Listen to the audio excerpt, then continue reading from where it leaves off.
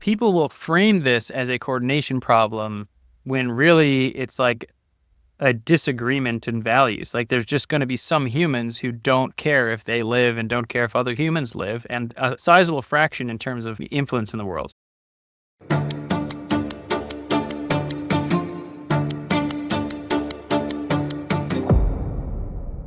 Hey everybody, welcome to Doom Debates. Today my guest is Dr. Andrew Critch, PhD from UC Berkeley, studied algebraic geometry. In 2012, Dr. Critch co-founded the Center for Applied Rationality, which I was actually somewhat involved with myself back in the day. In 2014, he worked at Jane Street Capital as an algorithmic stock trader. In 2015 to 2017, he was a research fellow at the Machine Intelligence Research Institute, or MIRI, Eliezer Yudkowsky's Institute. 2017 to present, he's been a research scientist at the UC Berkeley Center for Human Compatible AI. And in 2022, he co-founded a startup called Healthcare Agents, which we're going to talk a little bit about. Dr. Critch, welcome to the show. How are you doing? Great. Thanks for having me. Yeah, thanks for coming on. And we've known each other for like 10 years, since about the dawn of Center for Applied Rationality, right? Yeah, I guess it might be a little longer. Might be 12, but yeah. Yeah, very cool. But we had a period of like 10 years where we like never really interacted, but now we're chatting again. I think because AI safety is getting more urgent, right? It feels more... Yeah, everything's a little more actionable now, I guess. Yeah, exactly. Cool. So let's see. So first question for you. A lot of people who watch my show are really interested in Eliezer Yudkowsky and MIRI, and we don't get that much information. We don't get that much insider perspective on MIRI, unless you count like the LessWrong sequences or something. So what do you think of MIRI? What's it like? Oh, that's a great question. So, I mean, back in, grad school, it's kind of hard to give my take on MIRI without giving my take on how I got there. So, if that's fine, I'll just tell you that first. For sure. So in grad school back in 2010, Andrew Ng came and gave a talk at Berkeley about deep learning and how he thought we were going to revolutionize image processing with neural nets. And he made a lot of claims about how the brain worked and how we were going to reverse engineer the plasticity of the brain in a digital form that could then be adapted to arbitrary tasks like image recognition. And I totally did not buy it. Like he made mathematical errors in the presentation that made me really skeptical, but he corrected them immediately when I pointed them out. And so I was like, oh, maybe there's something to this. And then I went home and I thought, well, if he's right about this, it's really important. So I should probably just make sure I'm not just dismissing this guy. So I started reading his bibliography, all the claims that he made about how the brain works. And it started to check out, and I thought I'd read a little more, and I checked out some more, and it took me about 6 months really to learn all the background of all the claims that he made about the brain, to the point where I just came out at the other end of those 6 months. It was 2011 by then, and I came out thinking this is going to work. Like deep learning is going to revolutionize computers. They're going to have flexibility that we've never seen before in computers, and we're going to write all kinds of loops to change that flexibility. And I got freaked out because he didn't seem freaked out at all. There was no sense of, when he said we're going to make AGI during our lifetimes, and he was saying that back then, there wasn't a sense of like, and we better be really careful about it. There was no sense of contrition or caution or like, I'm sorry if this is scary, but we're going to have superhuman machines. There was none of that. It was just, we're going to do this and it's going to be awesome. And so that made me worried. If he had been worried, I would have had a completely different feeling.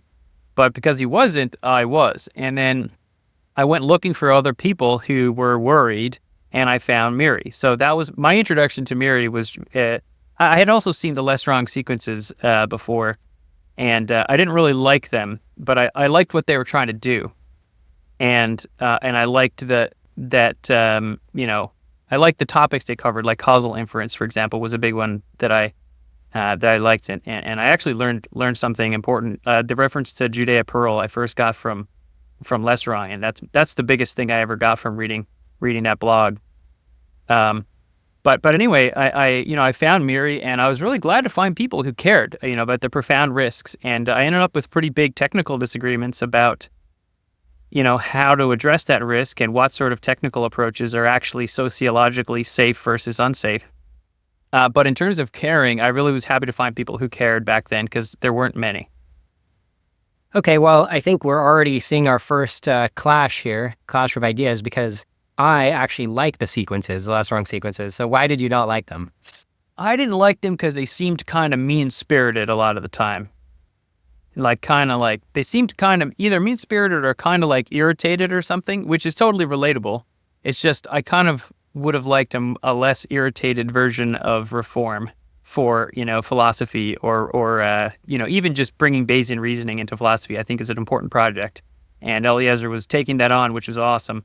But I could never really get behind his writing style. His in-person communication style doesn't feel nearly as prickly as his writing. And so I've enjoyed in-person conversations with him, but not his writing as much. In terms of the substance of the sequences, did you read the whole thing and every post you're like, oh, this is a new insight, this is a new insight, I just don't like the tone?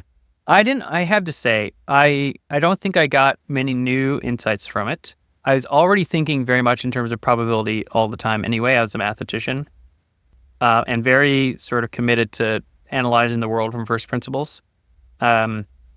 So but there were a few things that I got from it. Like I said, the reference to J. Pearl was really important for me. I could go on and on. You could ask me for half an hour of questions about how much I love J. Pearl's work. And that was really, that was Eliezer pointing that out. I had a more normie version, or rather like a lesser genius version of your experience, where you're like, oh man, I knew all my math and probability, but I didn't know all the E.T. Jane stuff, which is like the more advanced part, I guess, of Bayesian probability. Mm-hmm. Whereas I took like a undergraduate second year mandatory course that mentioned Bayesian probability, right? And of course I like passed the test and put it out of my brain.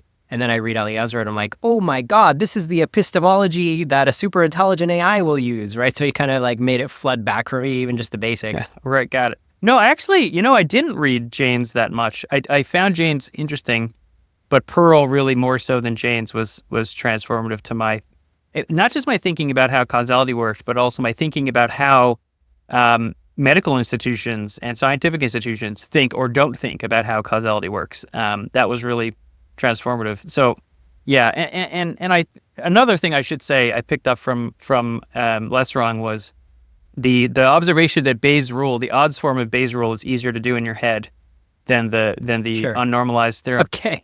And I sort of was always kind of doing the full theorem in my head, and someone pointed out it's just better to do the unnormalized one, and I was like, oh yeah, it is, and that was nice. That's a nice. Oh my God! I mean, yeah, you're talking about like such little things within the sequences. It's like somebody who like goes to Disneyland for the first time and is like, "Oh my God, the patterns on the sidewalk were pretty cool." Well, yeah, I mean, the commitment to materialism, the commitment to knowledge being information theory, all that stuff, I was really pretty bought into, and so it was kind of it was more like, oh, I found some other people who are into this stuff. Great, let's be friends with them, and I was really glad to meet a lot, like when I finally met Eliezer, I enjoyed the conversation and I enjoyed working with him as well at MIRI. What year did you read the sequences?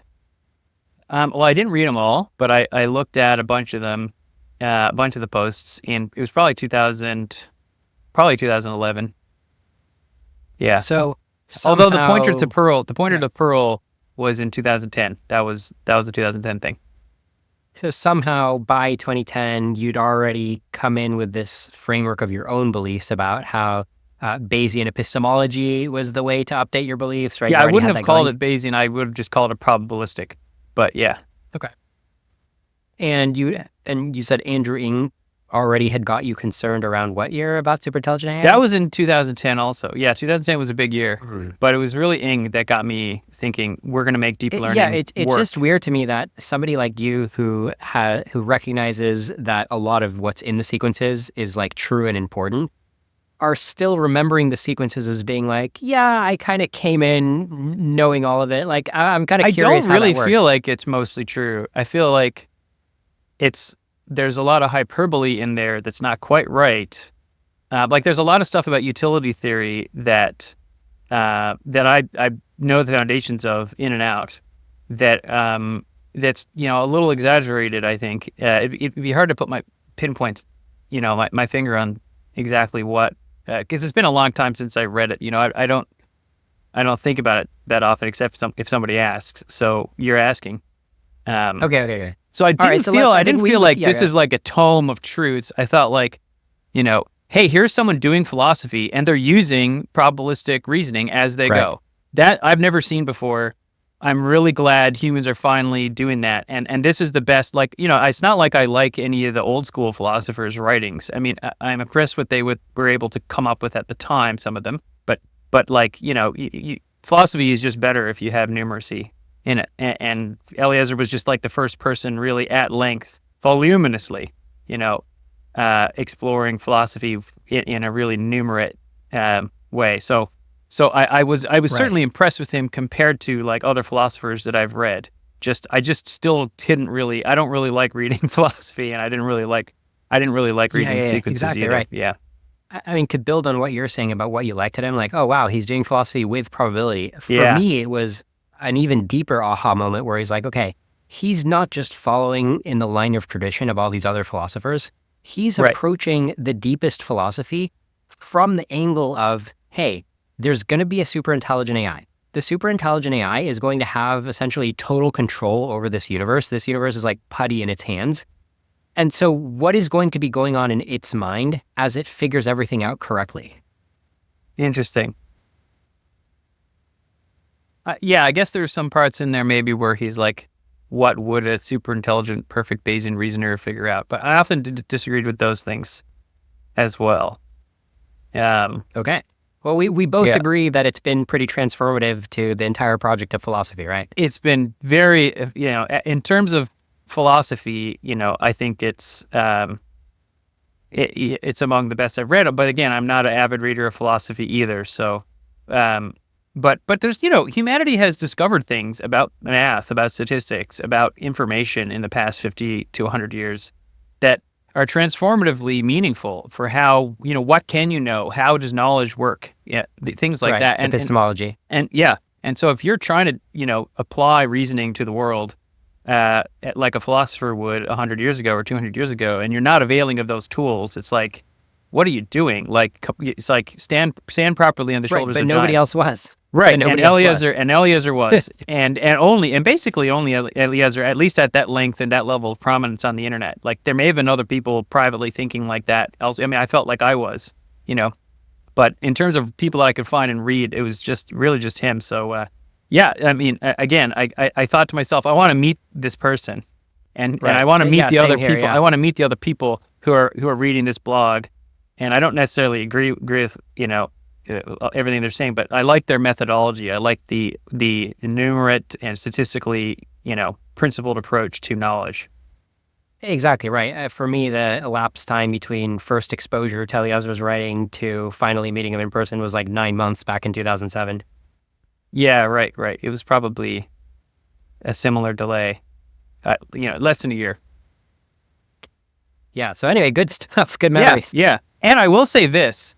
When I've attended like research seminars with Eliezer, that's when I feel like he's impressed me the most. Like, Eliezer in a room full of mathematicians guiding the philosophical relevance of the math question at hand is beautiful. Yeah. It's really, and very few people have had that experience. You can't get it from watching a YouTube interview where he's scared about AI, or reading a newspaper article, or reading a sequence post. Like, his research, his taste in the philosophical import of a math question is really great, and that was a really positive experience for me being at MIRI. Was just solving math problems with a culture of philosophical relevance around them, and Eliezer was really good at steering that. Yeah, I mean that's great, and I've seen a little taste of it. So I'm not as deep into math as you, but I did do upper division math undergrad stuff, and I have read whatever math Eliezer has published that's general interest. And I definitely get what you're saying, that flavor of like, I will go and learn something. And I mean, I'm pretty good at math, right? So I'll get a taste for math and I'll get some intuition for the math I read. And then I read the Eliezer version and I'm like, oh my God, this is how you learn it. Like, this is clearly better learned than what I did myself. So really impressive on that front. Okay. Gotcha. Yeah, I didn't have that experience, but yeah, I mean, look, nobody else did what he nobody else did what he did. Nobody else laid it out in writing. Here's like a transcript of thinking at length about a bunch of really important, civilizationally important philosophical problems to do with the future of humanity, and the nature of mind and consciousness. From a numerate and statistically principled perspective, it just wasn't there. So, as much as I didn't feel, supercharged by it, I did feel excited to meet other people involved in that pursuit. Okay, so what about 2015, MIRI, when you worked there? What was that like? Yeah, I mean, it was just starting to be a research institute, really, with people who had already prior experience doing research.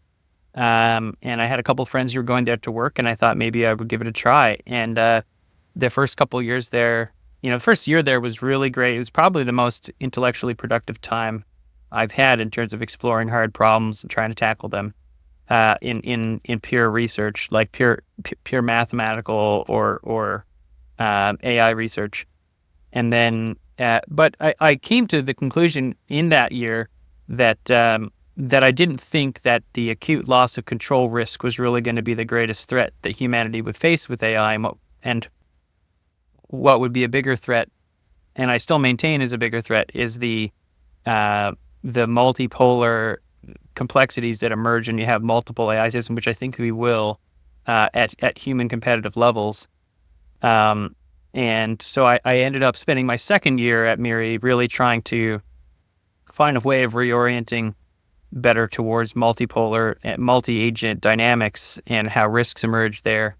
And I really then came to find that Berkeley was a better fit for doing that research, because at the time MIRI was very focused on alignment and how do you get one agent, one AI system aligned with one human or one human institution even. And I didn't feel like that was really going to be a technical bottleneck for making humanity safe.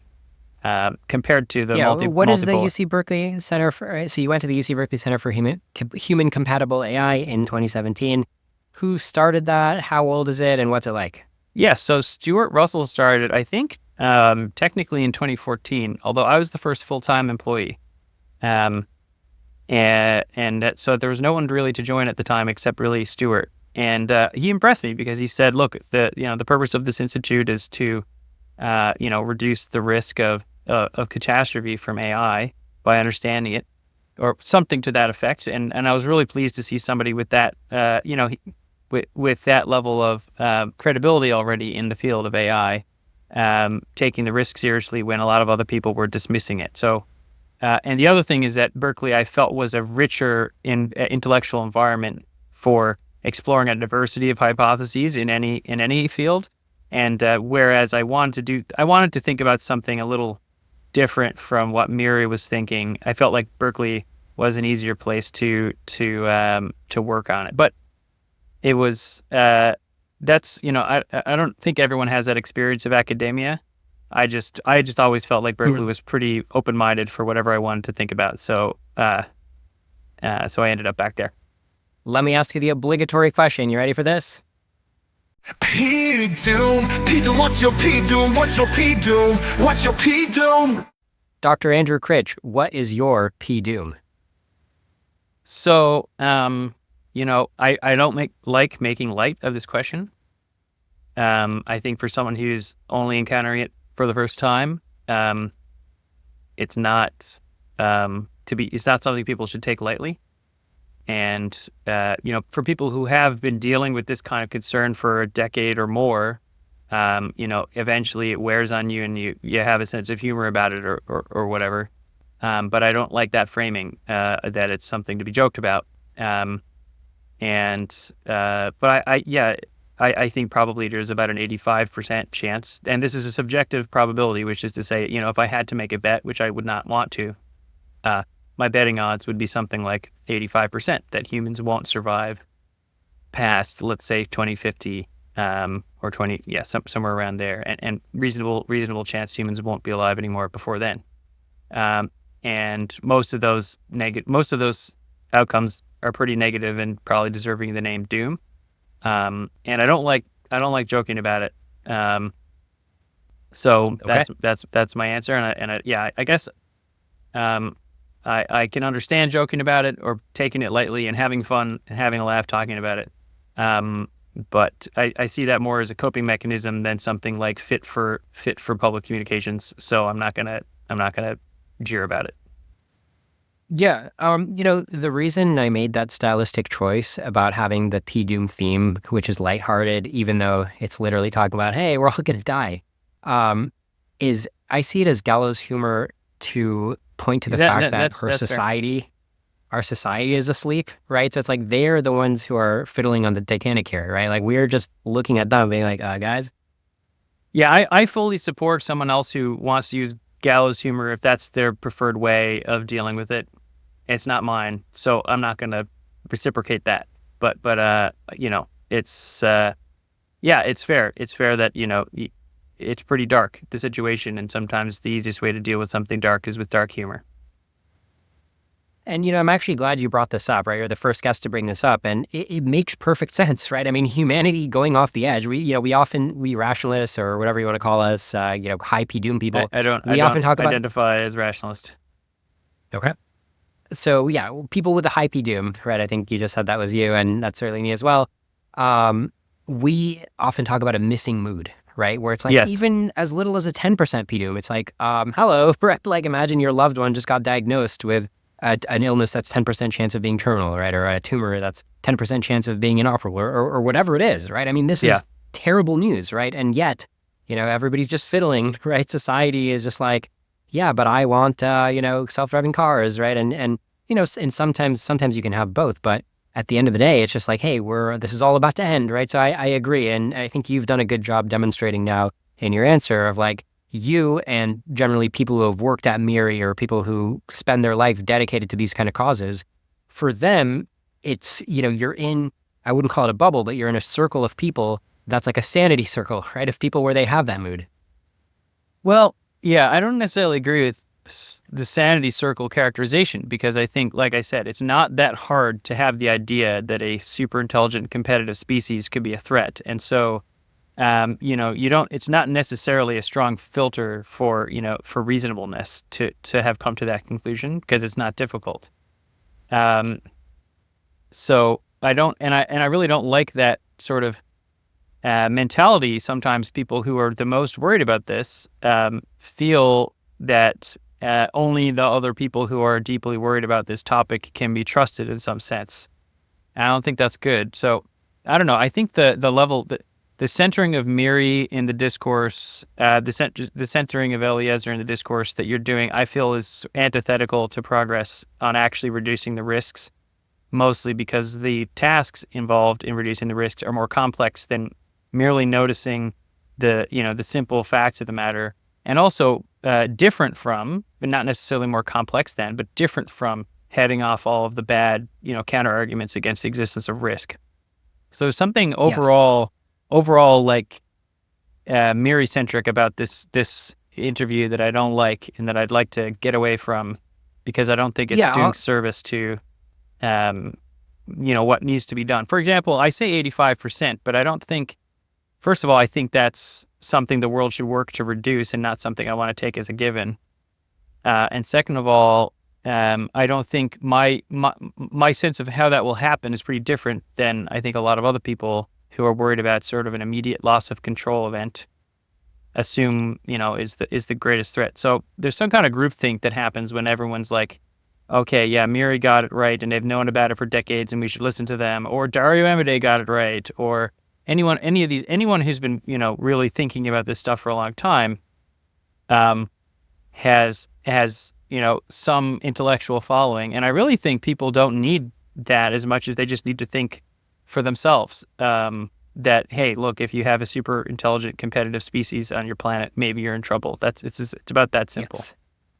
So I agree with you that when people like you and me and a lot of the people who have already been marinating in these ideas for a few years, when we're having a conversation, you're right that I'm being kind of simplistic and I'm focusing a lot on Eliezer.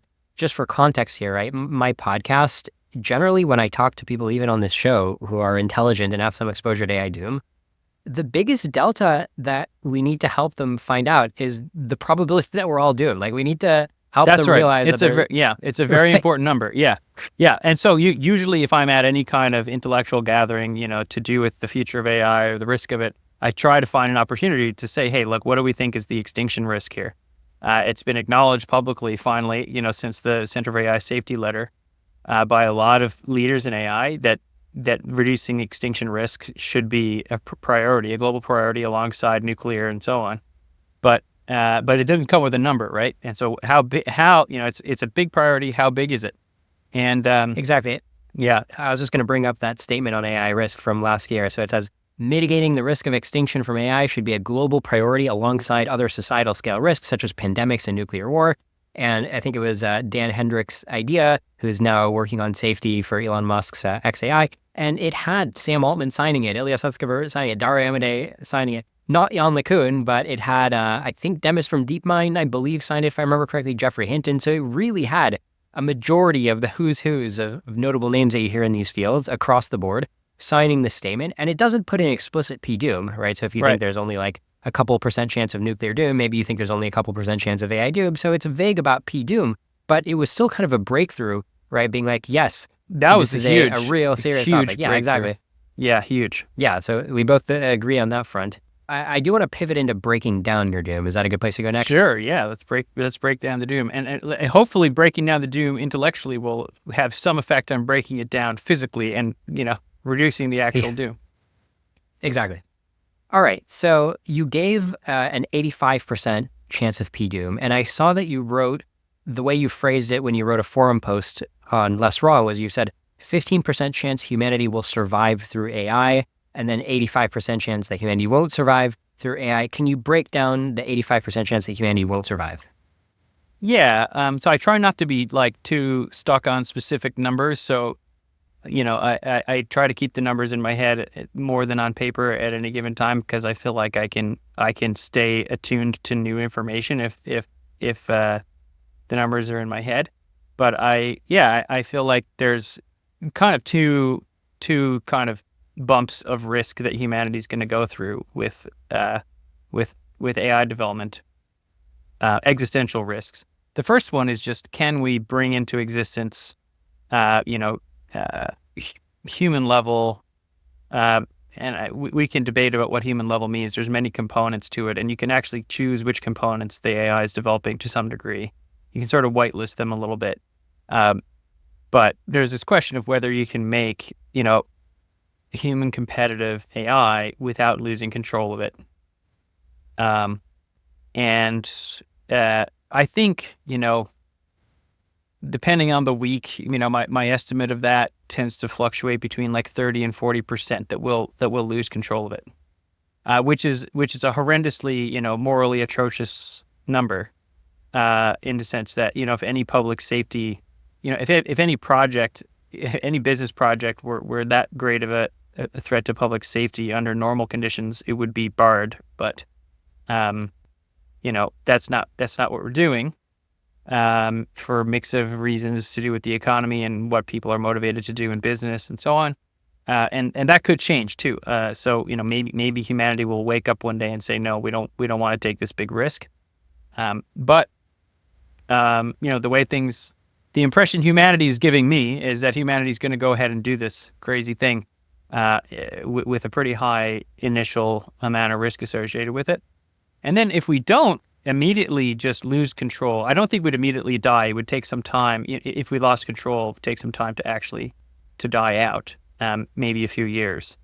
But if we don't immediately lose control, then there's the question of what happens with the economy from there on. And there's kind of, there's some totalitarian outcomes where someone just makes a super powerful AI and conquers the world.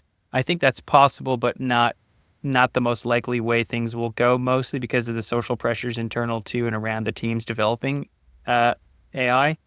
I think having the sort of institution that's planning to do that is quite a toxic plan for a group of people.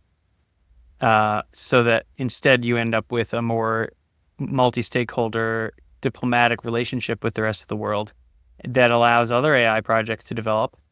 And then now we have multiple. And I think that in that world, the competition, first economic and then ecological, where humans are no longer of economic relevance and therefore have no bargaining power to sustain their ecological niche with the industry that results. And then we've got machines don't need clean air, they don't need clean water, they don't need farmland, they don't need healthcare to survive, right? Whereas there's a bunch of things that we need and they need too, like electricity and land and energy. So they can compete away the things that we need to live and produce tons of side effects that kill us and that don't matter to machines, and maybe even win a war against us if there's armed conflict. So those are three different pathways, resource depletion, pollution or other negative side effects, accretion, and then there's just armed conflict, are three different ways that AI competition with humans could result in our extinction.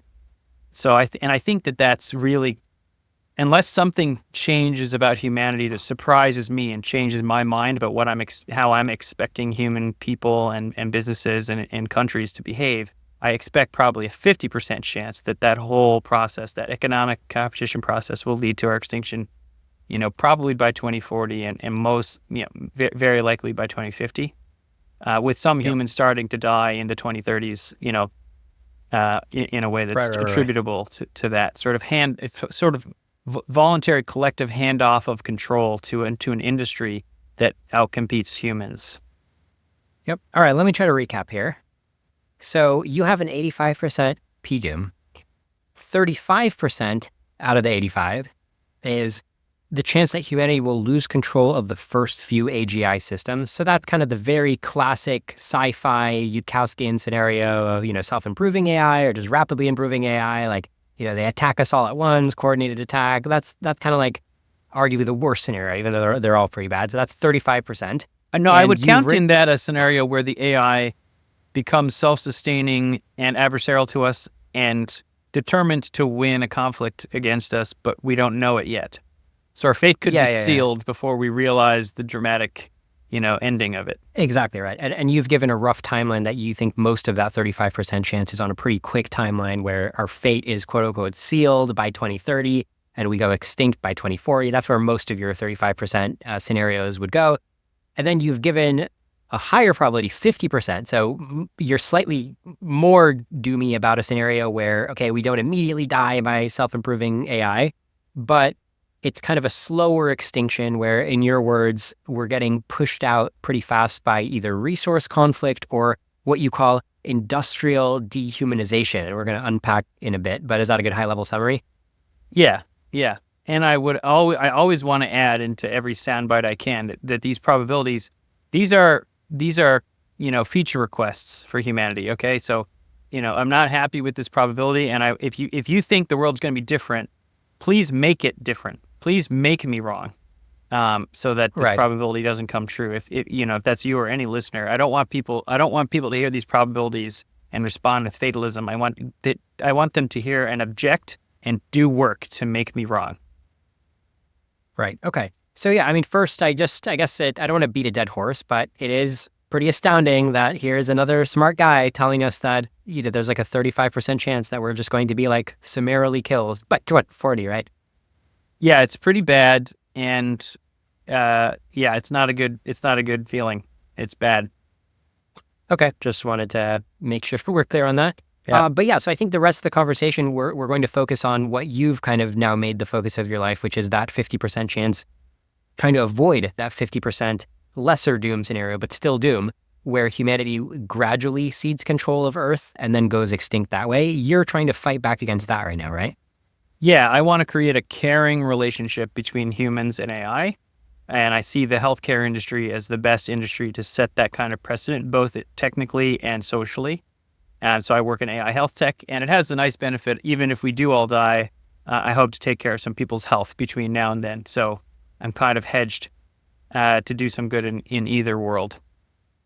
Okay. Now, one thing you've written about how you came to this position is because you have a comparative advantage in identifying risks that are more than 5 years away. So talk a little about your thought process there.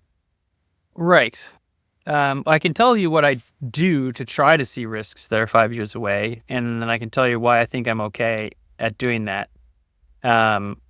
So what I do is I for one thing, I wrote software to practice calibration, so just assigning probabilities to things I'm uncertain about until 70% of the time when I say I'm 7% sure, the thing that I say comes true, and then the other 30% of the time it doesn't. That's easy to do in domains where there are lots of practice questions, but human extinction is not one of those, right? You can't practice having that and then not having it in different cases. So you have to instead practice on things like, all right, how long do I think until self-driving cars are going to, be available? Or how long do I think until AI can solve this or that kind of math problem? So what I would do is just kind of on a quarterly basis have debates with myself or with colleagues about whether this or that thing is going to happen, and we practice giving probabilities. And just over time, I haven't really had I developed enough intuition for where things are going that I haven't really been much surprised since 2015. I would say with novel technical advancements, nothing like AlphaGo has surprised me since AlphaGo, as much as AlphaGo surprised me. So that Did you make a prediction about self-driving cars? Because I feel like that one is a tricky one to predict the exact trajectory. I predicted 2024. In the late 2010s, I was thinking, mid 2020s sometime, and I think it was in 2021 the first time I said, specifically, it's going to be 2024, and I'm having a hard time visualizing it. It could be 2023, it could be 2025, but it's really hard not to have it in 2024 in my head. Of course, these kind of predictions, it's great. We now have this technology, right? You could be placing bets on Manifold or something. So if Manifold were around at the time, we'd like to think that you could point to a pretty strong Manifold track record. Well, actually, no. Actually, I have not liked participating in public prediction markets because they're missing a key feature, which is public decision markets. I don't like treating something fatalistic that can be a collective decision instead. And whenever there's some prediction of P-doom, I like to identify, well, what are some things we could do not to have P-doom? And for that, I want conditional forecasts. So if humanity never passes, internationally binding, broad sweeping regulation to prevent recursively self-improving autonomous system development, then humanity has, an 85% chance of extinction by date, right? Okay. I hear you. So I don't like participating in those, and so I wouldn't have a track record even if they existed. It's not their fault; it's mine. And I still don't participate in those. But if there ever is one that really puts that effort in to make what I would call a decision market, I'll probably start participating. We're both well aware of confirmation bias, and the average person on the street who has no idea how to predict things still feels subjectively like they have a history of predicting things accurately. So I know that that's not you, right? But it's just nice to have external confirmation, right? If you're making decisions based on seeing yourself as an accurate predictor. Yeah, everybody should practice, expressing predictions with, probabilities if you can, and then tracking them. So I've just been doing that a lot, and there have been things that I've been really wrong about. So I'll tell you some things I'm really bad at predicting. I'm really bad at predicting which company will innovate which things first. So for example, I was pretty, if you'd asked me in 2018 or even 2019, who would lead the language model revolution, I would not have said OpenAI. I would have said Google, and I would have said confidently Google, 85% Google, right? Google was killing it with AI. They still are, but they seem like they were far and away the best. I agree. Yeah, so I would have said Google. Also, Microsoft, if you'd asked me, who's not going to release a toxic chatbot that harasses and terrifies people, I would have said, well, probably they'll all mess up here and there, but probably Microsoft won't. Probably Microsoft learned their lesson with Microsoft Tay, so they're the least likely. And I'm I would have said 80% sure Microsoft will not release a toxic chatbot. And then they released Bing too early, and it was hallucinating and scaring people. So anyway, so I've been very bad at saying which institution will do what, but the sort of the average case, will somebody develop this thing or that thing, that has been a lot easier for me. Identifying the order in which different, for example, math, AI is going to be good at math before it's good at physics, that sort of thing. Not so hard. Yeah. I think the relevance to the discussion is that 10 or 15 years ago, you were flagging AI existential risk as being this big problem coming down the pike. And like, sure enough, a lot of people are now realizing it and feeling like we don't have much time. And now you're getting that same kind of forward-looking sense of like, well, this other 50% scenario where we do get to live with the AIs, but they slowly edge us out. That's also a huge scenario. And not that many people are focusing on it as like their research area or their policy area or whatever. So you want to kind of run ahead of that. Yeah, that's exactly. I feel like, at least now anyone can go get a GPT-4 subscription, talk to it, and sort of realize, wow, this thing's pretty smart. I wonder what's next. And I think, but the structure of the economy and how businesses are supposed to work and how laws are supposed to work later is a lot harder. Since we're talking about prediction, I wanted to ask you just ballpark, when is AGI coming, Critch? Yeah. So I think, about like, I want to say like a 15 or 20% probability next year, like 2025. I think that's reasonable. Yeah. And then maybe like a 20%, 25% chance 2026. And then I would say 2027 is like a 30%.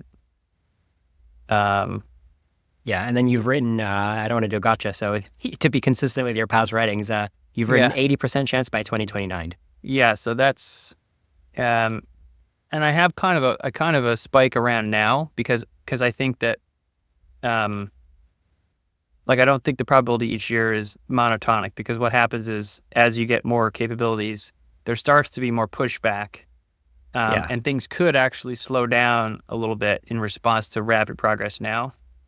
But yeah, I think 80% by 2030 is pretty likely. It still checks out to me.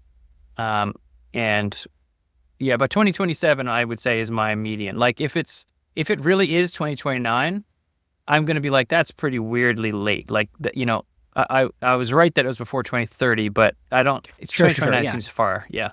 And just to compare that to my own view, I think saying 15 to 20% chance that it's 1 year away is totally reasonable. Like, do I intuitively feel like it's 1 year away? No. But would I be like so shocked, like, oh my God, this is impossible if it's 1 year away? No, right? So 15 to 20% feels like the right ballpark to me. Like if it's 1 year away, it's because labs are not revealing everything they're capable of.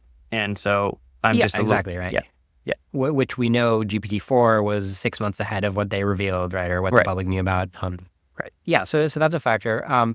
Now, when you say 80% chance by 2029 or 2030, that seems high to me. I tend to spread more of my probability into an extra decade or two. Yeah, it's very hard not to have it by 2030. But again, this is a type of forecasting that I feel I'm relatively good at compared to forecasting who does it.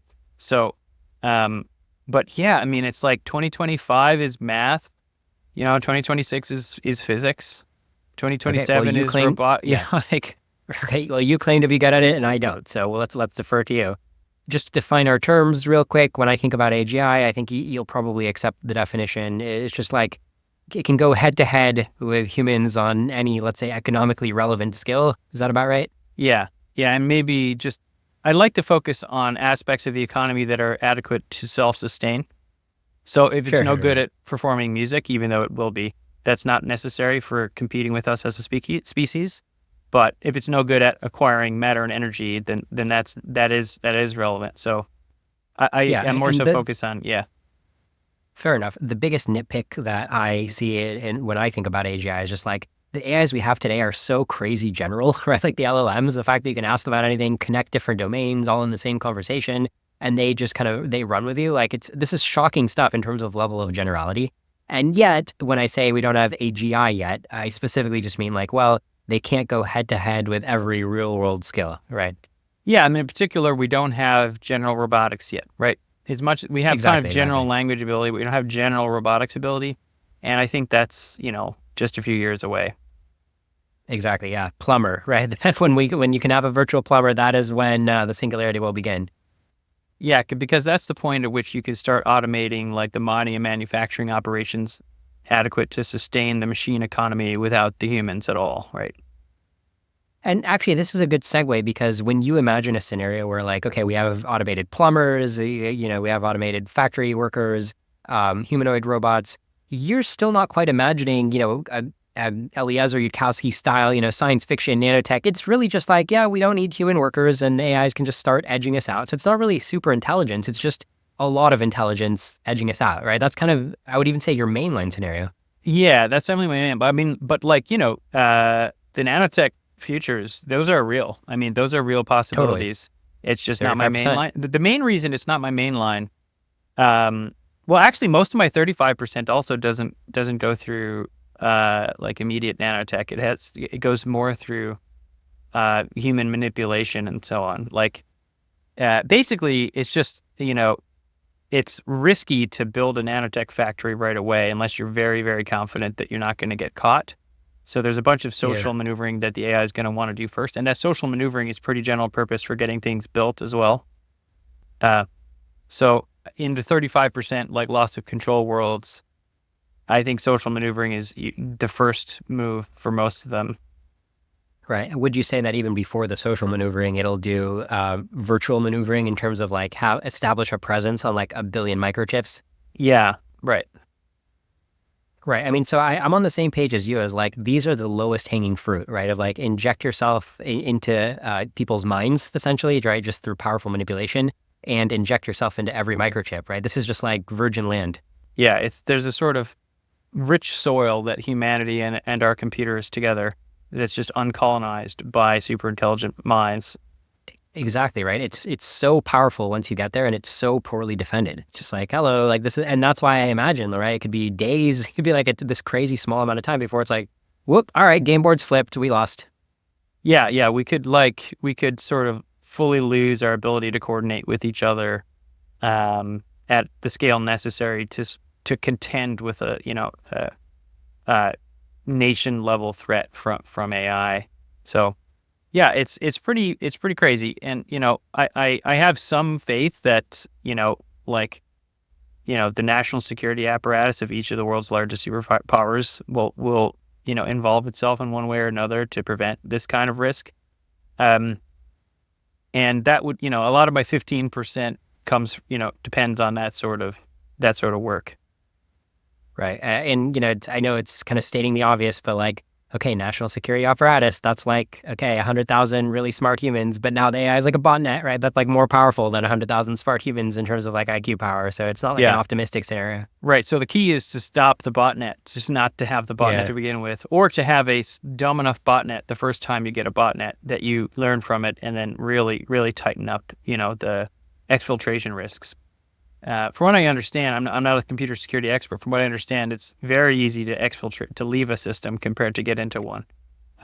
So there's got to be work done to prevent exfiltration. Yeah. I guess that makes sense. I'd love to learn more about that, actually, but it makes sense intuitively. All of the packet exchange rules that we have are all about giving a digital signature that's verified upon receipt. There's very little signatures required. Right. Upon transmission. Yeah. Okay.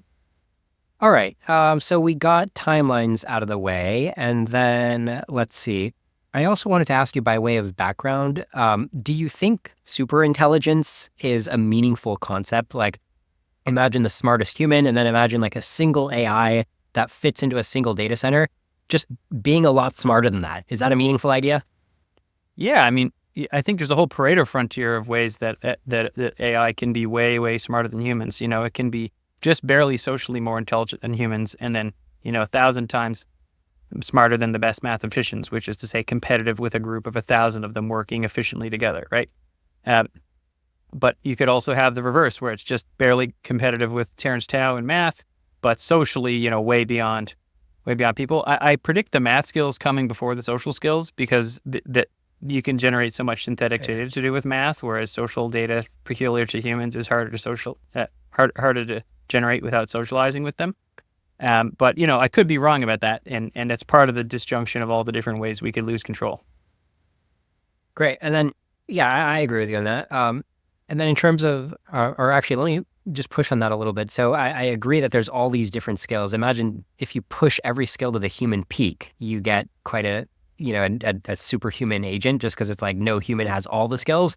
But do you think that it's pretty plausible to push past the peak in terms of let's just say like doing physics a lot better than the best physicist ever does physics. Yes. Yeah, there's just no... I don't Okay. think humans are the best at anything, including interacting with humans. Exactly, right. That's a good way to put it. Okay, so I'm totally on the same page, right? That like our brains are just like kludges, right? Like they're okay, but we're definitely going to exceed them, right? The same way that like a bird is just I not love going to to point be out the fastest fire. Right. Sorry, I didn't mean to interrupt you. Yeah, a bird's not No, going you're to be good. the fastest fire, the fastest flyer. But I mean, I love pointing out how inefficient calcium ion gradients are for transmitting signals. Like, I don't think Right. people realize this. They think of the brain, as an electrical network, and there are these nodes, and they send electricity Yeah. to each other. But actually, what's going on? Do you know if I ask you to tell me where the calcium moves in an axon during an action potential? Do you know? So my understanding is that after you get the electrical signal moving across one neuronal cell, then there are these chemicals that get released and have to kind of swim their way to the next neuron, right? Yeah, so that's the transmission between neurons. But within a Yeah. neuron, it's even crazier to me. So you have a neuron, right, that for whatever reason, due to inputs from other neurons, has accumulated enough charge that now it's going to fire, right? So Yeah. how does the firing work? You have this axon, which is this long tube that comes out of the neuron to connect it to others. And some pumps open up on the boundary of the axon and start pumping calcium ions in from the environment. Okay? So the charge is Yeah. moving orthogonal to the direction of the signal. The signal is going this way, and the charge is going inward. And then the charge comes in and builds up at the base of the axon and triggers a high enough concentration of positive charge that triggers some more pumps to open up. And then those pump calcium ions in from the environment, which causes an accretion of calcium, which then triggers more pumps. And it's this cascading pump system that causes calcium to be pumped in orthogonal to the signal direction until there's calcium being pumped in at the end of the axon, and that's triggering the next activation level. So to me, it's so like what I think of as a wire carrying like fast electricity is actually like a cascade of pumps. I didn't it's even more think about like that. plumbing than it is electricity. And it's plumbing transmitting information orthogonal to the direction of the water flow, which is so slow. And that's why our brain, one of the reasons our brains are so slow is that it's not electrons moving, from cell to cell the way they can in a transistor, right? It's pumps being turned on in a cascade. And so, you have That sounds GPUs like- that fire 1 billion times a second and neurons firing like 1,000. Do you happen to know if the neurotransmitter part of the process is even slower than the ion channel part? So I don't actually know. The thing about the neurotransmitters is that they're moving in the direction of the signal, okay? So when you release the neurotransmitters here, they're meant to go over here, and then that's the direction of the signal. So if I had to guess, I would think that that's probably pretty fast. And it's a shorter distance, but actually I'm not sure. So I could be wrong about that. Okay. Yeah, well, this is relevant in the context of doom debates. I was debating somebody on Twitter last year after Eliezer Yudkowsky debated George Hotz. And I think one of the things Eliezer brought up is like clearly the speed limit of intelligence has got to be at least 6 orders of magnitude higher than the speed of the human brain. And somebody on think Twitter, 6 an is about right. intelligent guy, what was that? I think 6 is about right. Yeah, exactly. Right. It's a 10 to the 6, like 1,000,000 times, right? So the brain Yeah. is maybe 1/1,000,000th of the fastest that a thinker can be.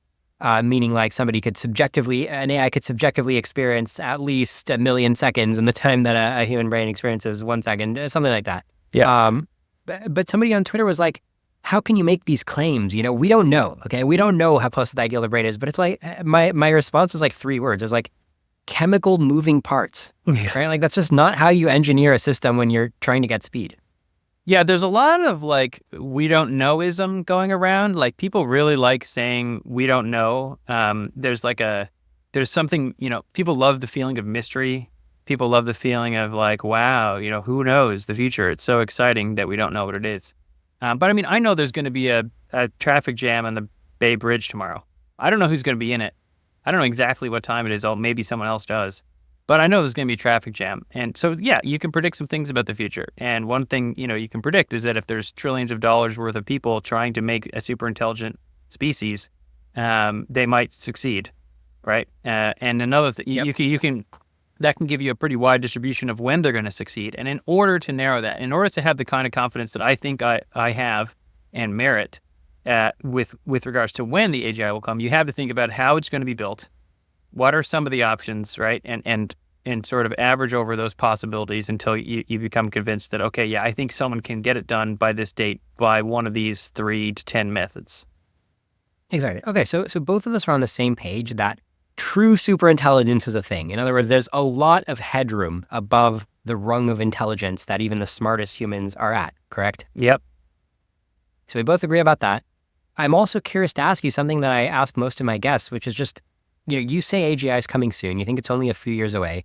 How would you try to put a separator? Where do you see the barrier between today's most effective AI systems and where they're going to be soon? Because I've had people say, oh, the barrier, David Deutsch is like, oh, the barriers are not truly creative, right? And Dr. Keith Duggar from Machine Learning Street Talk is like, oh, well, the barrier is that they never got trained on Turing complete operations. So a lot of people come in with their own ideas about what the barrier is. Where do you see the barrier? Yeah. I don't really see much of a barrier. That's why I think it's going to be developed so soon. I more just see like a development schedule, right? So I don't know if you're interested in that or if you want to reframe the question somehow. Well, like if you had to say why AI can't take over today, right? Like what ingredient is missing? Right. So, like the commercially available, AI models and also the open source ones, they hallucinate a lot. So it takes a lot of work to get them not to hallucinate. And you can put in that work and build scaffolding to have them supervise each other. But now all of a sudden there's a human trying to assemble this thing into a robust configuration with itself rather than the model just spontaneously, seize and control. So you could have people building things like, Chaos GPT or whatever it was, where they're trying to make a big splash with agentic behavior. And you could have people trying to build hacker systems that are, like a Python script looped around a bunch of language models, acting as their employer, essentially assigning them to different tasks in different orders. And that sort of machine could cause a lot of damage. But the core components of it weren't really, that autonomous. They had to be handheld by an outer loop. I don't think that's going to stay true for another year. I think that, right. like Claude using computer is pretty effective now, and that's being trained out, but it's being trained out with great effort, and it's not. Right. Yeah, go ahead. When I try to answer my own question of like, what's the missing ingredient? I often just say robustness, right? Which is similar to what you said of like, hey, they hallucinate a lot, right? And it's this sense of like, sometimes the next sentence they say in their chain of thought type of answer, they might get it wrong, right? And then they'll kind of get derailed because they won't like fix it. But it's like, if every time they're going to say the next sentence, you say like, hey, give me 1,000 different versions of the next sentence. That's give right. me your 1,000 top candidates. That's right. It seems like they're getting really good at making sure that a really good sentence is somewhere in their top 1,000 candidate sentences, right? So Totally. we're kind of a few bits away from just like having good trains of thoughts. So, okay, so I think you're on the same page with me there. But what if that part is like really hard? How do you train it out? Like the hallucination aspect, what if it's hard? Yeah, I mean, there's a bunch of ways. There's a bunch of ways. How do you know not to run with a candidate sentence? Yeah, so there's a bunch of ways to do it, or that seem plausible to me to do it. And one of the reasons that I'm pretty good at forecasting AI, but not as brilliant as someone like Ilya Sutskever or John Schulman at actually building it, is that I don't know which of these ways is going to work, and they might. Okay. So here are a few ways that might work, and someone more brilliant could maybe pick out one of these is definitely not going to work. But they form part of my disjunction of possible ways we could get it done. So one is something like retrieval augmented generation, as it's now called. Like the AI could store its knowledge in a crisper form than its own neural network, and then use that as an external aid to constantly check itself. So that's one approach. Another one would be synthetic, tons of non-hallucinating synthetic data where the AI investigates its own thoughts without an external aid like a vector database in a retrieval augmented database, but more like just the AI reviewing its own context window. And so you This could is pretty fascinating. Yeah, just directly attack the robustness problem. just generate tons of synthetic data doing that, and you could do that by posing logic puzzles for the AI to present to itself and then solve for itself. There's lots of ways of doing that. And then there's just new architectures. You could, instead of adding scaffolding in the sense of a vector database in RAG, you can also just change the transformer in some way to add extra modules for logic. So you've seen people make transformers that have an extra module for arithmetic. So whenever it needs to answer a math question, it does that instead. You could add in logic, something like logic gates inside the transformer, and I don't think we've really seen that approach fully explored yet. And there's a fourth way, which is giving the language model access to tools to write their own code and write their thoughts. So it might not be a bespoke format like a vector database. It might be something else that they engineer at runtime. And I think between all of those, tool use, new neural network components, synthetic data for non-hallucinatory reasoning, and then RAG, between those four, I'm like, are all four of those not going to yield an advancement? I think that's unlikely. One of them will yield an advancement. And when we get an advancement, right, now we're better at generating synthetic data. And if synthetic data wasn't the source of advancement before, it might be the source of advancement now. We're better at having an AI research assistant once we've made that advancement, because it can help perform experiments that are too boring or too career suicide for a grad student or an intern to work on them. You can tell language models, do these 100 experiments, all of which probably won't work and won't get you a NeurIPS paper, but they each have a 1% chance of revolutionizing the field. Please do it. And they'll actually go ahead and do it. They'll try, right? Whereas the social friction you encounter with interns and grad students or new hires is like, whoa, this is not going to work. I'm not motivated. I don't want to go for this, right? So you just need a little advancement past where we are now before you get the research assistants in AI form helping accelerate the field. And so that's why I'm like, look, one of these methods for eliminating hallucination is just going to work, and then we're kind of at escape velocity. Right. And of course, everything you just said right now, there could be like a 20% chance, I think you'd agree, that you were just off base, right? Yeah, that's right. Yeah. So but I do find it hard. Find it hard to imagine, like, all of it. Things that are hard to imagine happen 20% of the time, right? So totally. Yeah. So I'm in the same position as you, very similar, where what you just said makes a ton of sense to me. It's probably the best take, in my opinion, that I've hosted on this podcast. And similarly, I also admit that I could be surprised as well, right? I'm not confident. And then going back to my question of like, yeah, I thought it was great. Going back to my question of what's the barrier, right? And we both kind of answered robustness. It just seems like so many other people have a very strong tendency to cite a kind of thing, right? Like David Deutsch sees creativity as like a kind of thing that you're just not getting in the input-output of current AIs. They, like it's a totally to be fair, I fundamentally think different type of problem. Yeah. To be fair, I think math is a kind of thing, and physics is a kind of thing, and AI, ML engineering is a kind of thing that really is quite helpful to getting onto the next generations. But I didn't mean to. I shouldn't have interrupted. I'm just wondering. I was just where I was going is just I wanted to say that I think when you and I think of the current behavior of LLMs, it seems to us that the fundamental ingredients are there in terms of like every kind of thought that you're going to see passing through Einstein's brain.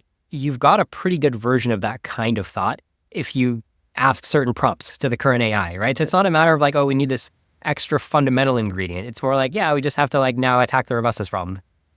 Yeah. So I think there's an interesting, I have a psychological explanation for what's, slightly unique psychological explanation for what's going on with a lot of the critiques that say, AI it can't reason, or it can't do true creativity, or it can't really recombine ideas, whatever. I think what's going on is that most people who believe that they have some fundamental insight as to the nature of intelligence that isn't properly being pursued by industry haven't joined industry. They're in academia, or they're doing their own thing. They're an independent, public intellectual who's trying to get their ideas out there, right? Whereas if you think industry is basically on track, right, unless you have some kind of mission, right, to address that, whether it's for risk or putting it to work for healthcare or something else, if you think industry is on track, you can just join and get a really good job being on track with them and be paid really well. So there's kind of like an evaporative cooling effect where everyone who's skeptical of the current trends, are the ones who's left with no NDA, Right. talking on the internet about how LLMs are never going to do this or that, or like the current paradigm is never going to do this I or mean, that. that certainly helps explain why, if famously Sam Altman came out and said he thinks we might get AGI next year or 2026, and Dario said 2026, 2027. So it makes sense that they're working on the thing that they're optimistic will get them AGI. Yeah. Cool.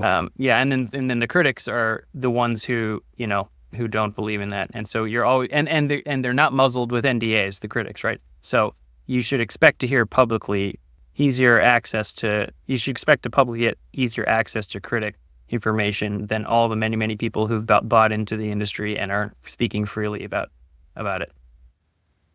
Okay, great. So everything we've talked about up until this point, we've laid so much groundwork, right? Just comparing our beliefs about all these contextually relevant factors. I think I'm ready to fully immerse myself in the world of Dr. Critch, right? Like how you see everything and why you're taking actions that are strategic within your worldview. And just to review, your mainline scenario, your most likely scenario, which is a doom scenario, but it's a more gradual doom scenario, is that alignment to a single human master actually becomes a solved problem, correct? So that's not why we fail. We don't fail to align it to a single human master. Or at least we don't fail to align it so poorly that it immediately defies that master and tries to take over the world.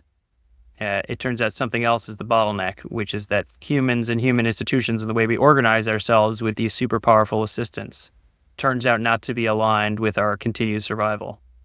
And why do you think the single human will alignment problem is solvable? Like, because that's kind of like Putin's dream, right? Or Xi's dream, right? Is to just get that AI aligned to them. Right. I mean, if you want to control a lot of the world and you have a very powerful machine to help you control it, that helps. But I'm also, somewhat, I don't know if the optimistic is the word, but I'm anticipating, a lot of struggle for power between humans over the control of AI systems. So you saw, the kerfuffle with the board of OpenAI and all the turnover of staff there.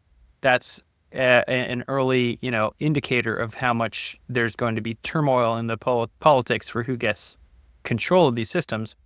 And very often, when there's that much turmoil, the solution is some kind of committee or democratic solution, or at least a multi-stakeholder solution, not necessarily democratic to the public, but democratic to whoever the stakeholders were fighting for power.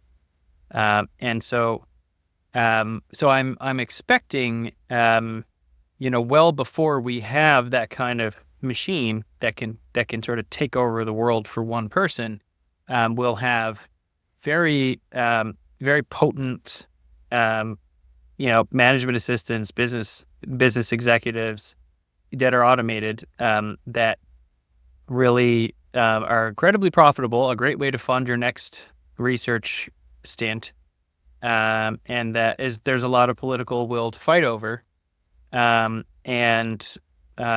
actually optimistic, which is to say, I think there's only a 65% chance we won't screw this up. I'm optimistic that the humans will sort of have enough of a will to live to secure more caution around that kind of world takeover capability, whether it would be used by a dictator or whether it would be used by an AI, for itself. Yeah, that's interesting. I don't spend much time thinking about the scenario where, I guess it's your mainline scenario, where the single person alignment problem is pretty easy or it's solvable, right? Because in my mind, the bulk of the alignment problem is aligning it to anybody, right? Like getting any goals in there. So because I never think about that, I always just assume like, yep, nobody better build it or we all lose. I normally see that as being bad because we don't even start to even have to worry about a dictator using the AI because it'll blow up in the dictator's face. It'll blow up in all of our faces. I usually treat that as a bad thing, but there is a silver lining, which is when I issue that warning of hey, Putin, don't build this. It's not going to work for you. That could potentially be an effective warning, right? It's none of us are going to win by building this, so let's not all build this. The moment that you get it into people's heads, which by the way, it's fine. If it's true, we should get it into people's heads. But the moment that we go your route and be oh, one person could actually be master of the world if they play their cards right. I think on net, that's actually a good thing because I think it's great that it won't kill literally everybody, right? At least the dictator can go to paradise. But it does start making life more difficult in some ways. So first of all, I don't agree with the it's great because it doesn't kill everybody scenario. Like by the time we're down to a dwindling few humans who willfully killed the remainder of humanity, I'm not so ready to rejoice for their survival. So to me, my moral position is that that's as bad as an extinction event because I find the survivors pretty morally reprehensible. So the issue with, I think the real issue that you maybe can't take, that a person can't take over the world with an AI, is that the human, AI is a labor-intensive process with a lot of scientists involved today, and keeping your institution vulnerable to that kind of takeover by you is probably gets a lot tougher when you get to world takeover level capabilities.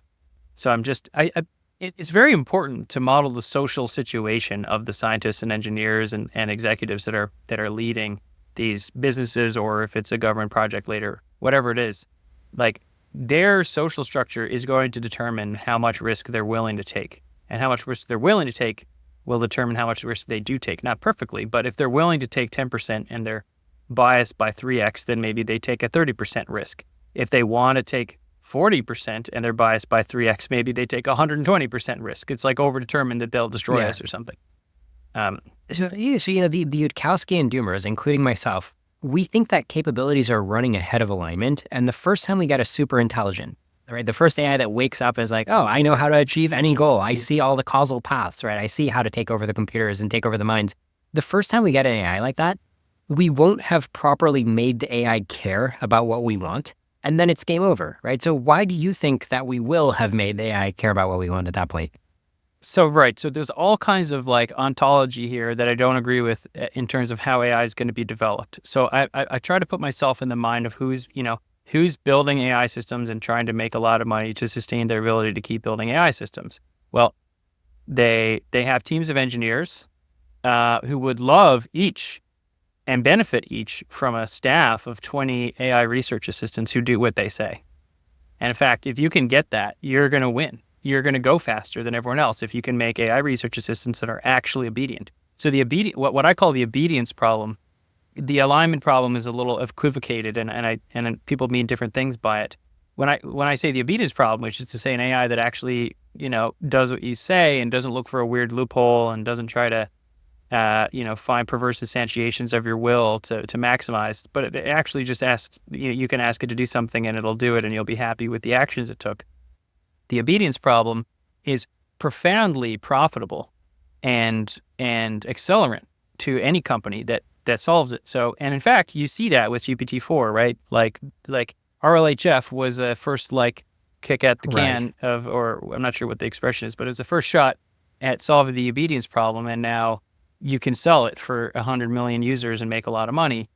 That's the solving the obedience problem is intimately interwoven.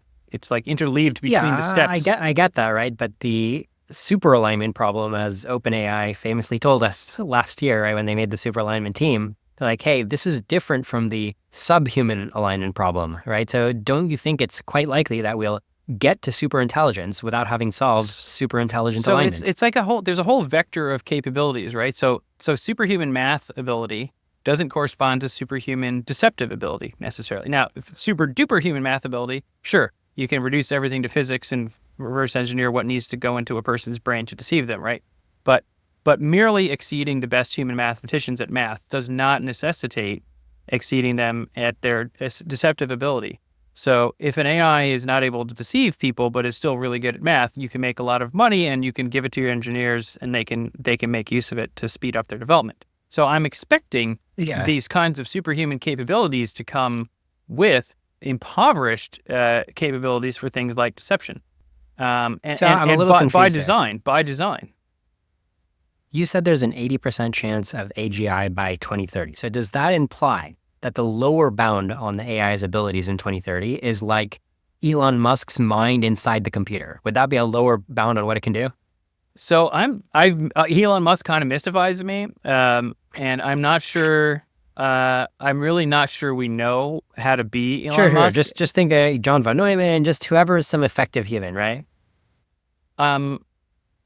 So there's a question to me as to whether if you put, a Nobel Prize winner from every field plus Steve Jobs, like business acumen into sort of one brain, does that automatically cohere well enough to run a business? Yeah, but I made the hypothetical simpler, right? I said just take Elon Musk or just take Steve Jobs. No. Or, I mean, what I'm saying is that Elon Musk might actually be more brilliant, in a sense, than a like poorly coordinated team of like Nobel laureates or something. Like, yeah, exactly. He might be, right? But where so I think we should set the bar lower than Elon Musk is what I'm saying, not higher. We should set the bar lower, but when you say AGI by 2030, are you implying that Elon Musk's brain inside a machine would be a lower bound for what AI can do in 2030?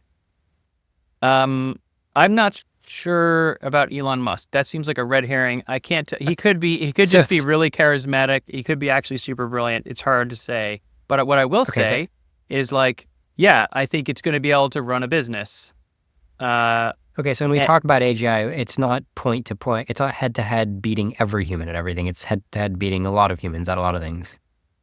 Yeah, and probably collectively beating us. Like if there's copies of it, it can beat us.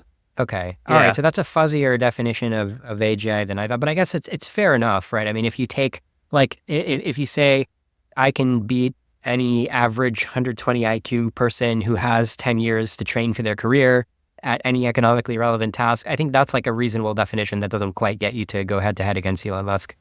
Yeah, like there's something weird going on with the number of companies he can run at once and stuff that makes him... Something weird's going on. Somebody should look into that. I don't think you need to be Elon Musk to take over the world. You can take over the world just by being a much faster version of Steve Jobs or something, right? So let's take a mediocrity like myself, right? So, like, no one's talking about the speed advantage. They talk about qualitative kinds of intelligence, but AI is going to be so much faster than us that even if it's lacking some kind of leadership ability that, maybe someone like Elon Musk has, it's not going to matter because it's going to have so much speed advantage. Exactly. So let's take somebody who's not Elon Musk, but they're quite capable, right? Like they can study up and get most jobs, right? They're pretty smart. So somebody like you and me, right? Yeah, so like I think like a 10,000x speed up version of you would just be incredibly transformative to the world. And exactly, right? Because if I work on something overnight, it's like the equivalent of I've just like spent my whole career becoming an expert in this niche, right? In terms of just speed advantage. So yeah, where I'm going with this is just so like, imagine I set out to like conquer the internet with a botnet. So wouldn't that be like a big threat? And you're saying this is where we're going to be by 2030. So why do you think that situation is going to be individually aligned and figure out how to care about their creators' goals? So again, like you had this picture of like while I agree with you that a person like Liron just at 10,000x speed up would be, a threat to humanity if he chose to be. I'm not saying that that's what we're going to have. I'm saying we're going to have something else that's very different from a human, with a very disparate vectorization of its intelligence. Like it's not going to, unlike you who are kind of well-rounded by human standards, right? It could be way better than humans at math and just middling at social skills. And I expect that. And in fact, it's not obvious if you just stack 1,000 people with social skills together in a room chattering with each other to come up with solutions for how to manipulate the humans. You don't obviously do better. Like sometimes institutions behave more poorly than their constituents. But something like math is relatively easy to aggregate. You pose a problem, you solicit many contenders for the solution, and you can just check the answer. And now you've got a winning solution. So there's certain things that are way easier to aggregate intelligence about, like math.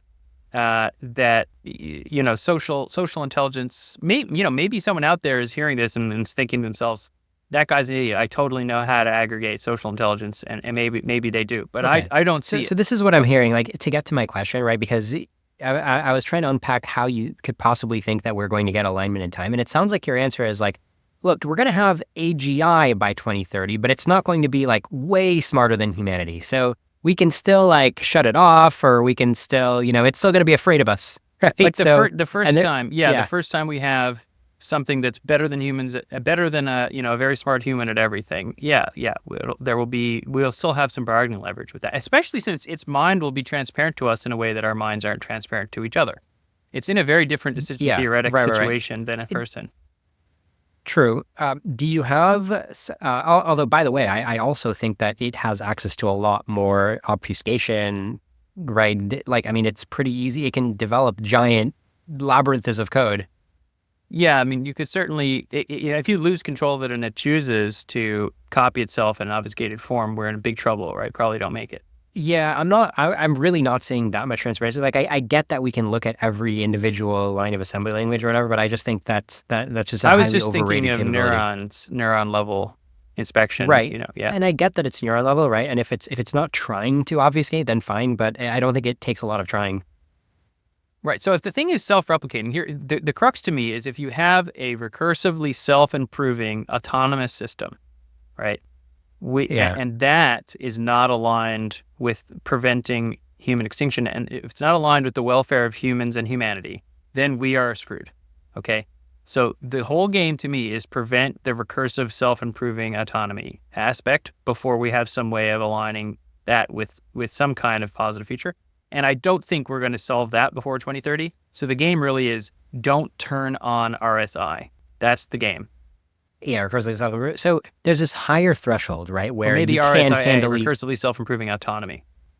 Exactly, recursively self-improving autonomy, which seems close to a lot of what people call ASI, right, artificial superintelligence, right? So it's like a higher league than AGI. It's almost like it could start out below. It could start out below AGI. Yeah, but then surpass it. So it's the sure. Okay, that's fair enough, right? So the seed of the ASI could even be below AGI, but like whatever it is, at some point we're going to have this AI that can go one-on-one versus Elon Musk in the virtual world, right? That's just leaving all of humanity behind. And do you have an estimate of the timeline to that point? Because I think we can agree if the timeline is too fast, we're kind of screwed on our alignment efforts. Yeah, well, I don't think alignment is really gonna.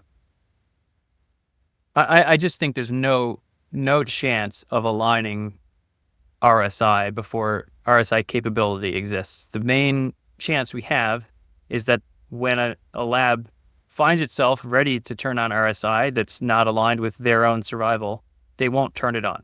That's it. It's a decision.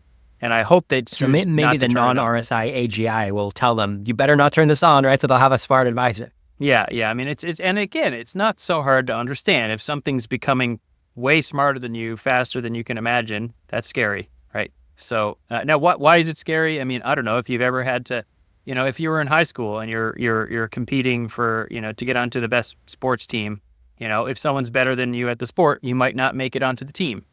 And if you're trying to, to win an invitation to the coolest party, if someone's more clever than you at the social game, they might get an invitation and you don't. Like intelligence and skill are real determinants of whether you get what you want.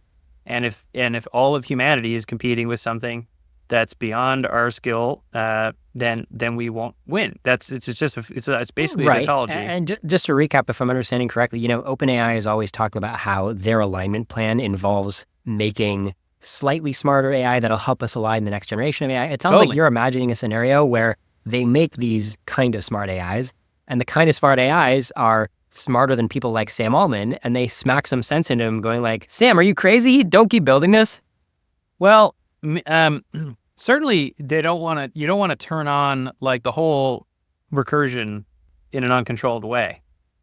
So if Sam Altman has a fleet of like smart AI automated, smart automated AI researchers, he might be like, hey, just build the next generation and then I'm going to study them, right?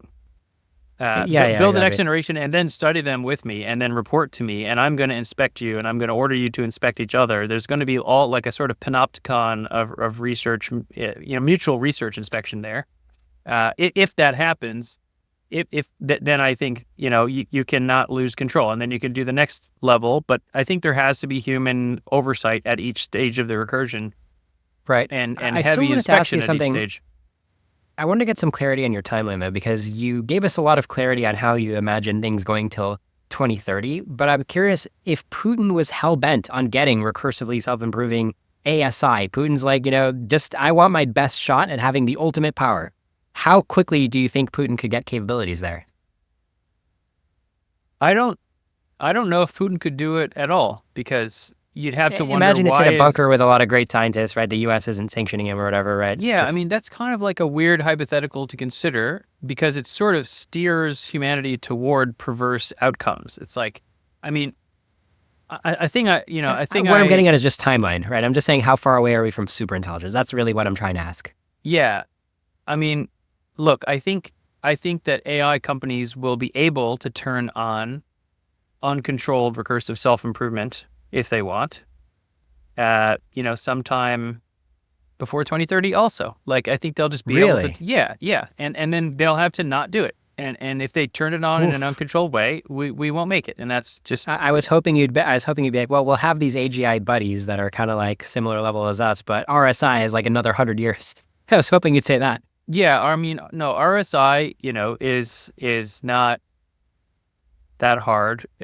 Look, if you make something that doesn't care whether it survives and only cares that it passes something brilliant on to the next generation, some humans feel this way, right? There are humans. One of the reasons I'm so pessimistic about the long run is because of humans who don't care whether we make it as a species. Right. But there are, if you just build something that doesn't care whether it controls the next generation of itself, right? And maybe the start of that chain is some humans who don't care if they control the next generation, and that generation doesn't care if it controls. If there's a lackadaisical attitude towards control all the way through that chain, and of course, it's gonna be really fast, and you could engineer it to optimize for like formidability or power seeking without any regard for what the power would be used for. And then I got to recap again here. So Dr. Critch's mainline 2030 scenario is that OpenAI will be pretty close to triggering a recursive self-improvement explosion, but they won't have done it yet because they realize it's a bad idea, right? They're smart enough to realize it's bad. But when I say close to it'll be triggering kind of hard to stop it, right? Like a rogue employee might be able to flip a switch. Yeah, when I say close to triggering it, I don't mean like flip a switch and it's on. I mean like, spend several days writing code and it's on. Right. And when we get to that point, and they have like 100,000 employees, and any of those employees who knows how to code. So my hope is that, the closer we get to that, the more scared everybody gets, and then somehow we collectively choose not to do that. And that's but we're kind of fighting. We're fighting an uphill battle here because the AI kind of gives us a lot of indicators like, I could do this job better if only I were to write another copy of myself, right? I mean, these are logically obvious things to the AI. Yeah, and I also don't know about their DevOps situation in 3 years. Like right now, maybe you can just download a copy of the weights or something and run off with it. But the bigger things scale. Right. It's harder for one employee to just, maybe it'll be easy. I don't know if it'll be easy for one rogue employee to like turn on RSI. In a few years. Obviously, I hope that they... And by the way, there's a major disanalogy here, right? Because the disanalogy there's some discontinuity, I should say, which is that like you're kind of imagining that AI companies will suddenly gain a discontinuous chunk of wisdom that they better stop building to the next phase of AI once they're on the threshold of recursive self-improvement. No, it's not that they shouldn't build it. It's not that they shouldn't build the next generation. Is that they should not hand over complete control of the building process, right, to machine. If they choose to hand that over. But even carving out that concept of, hand off control to the next generation, that's kind of a fuzzy concept, right? And I don't think they'll wrap their hand around a concept like that by the time they just lose control. Oh, no, I completely disagree with that. I mean, I'm not saying that they will definitely not screw it up, but it's very plausible to me that, like, it's just... I think people outside of the industry really underestimate the intelligence of the people in it, and how much work it takes to hone in on the details of this or that next generation of model.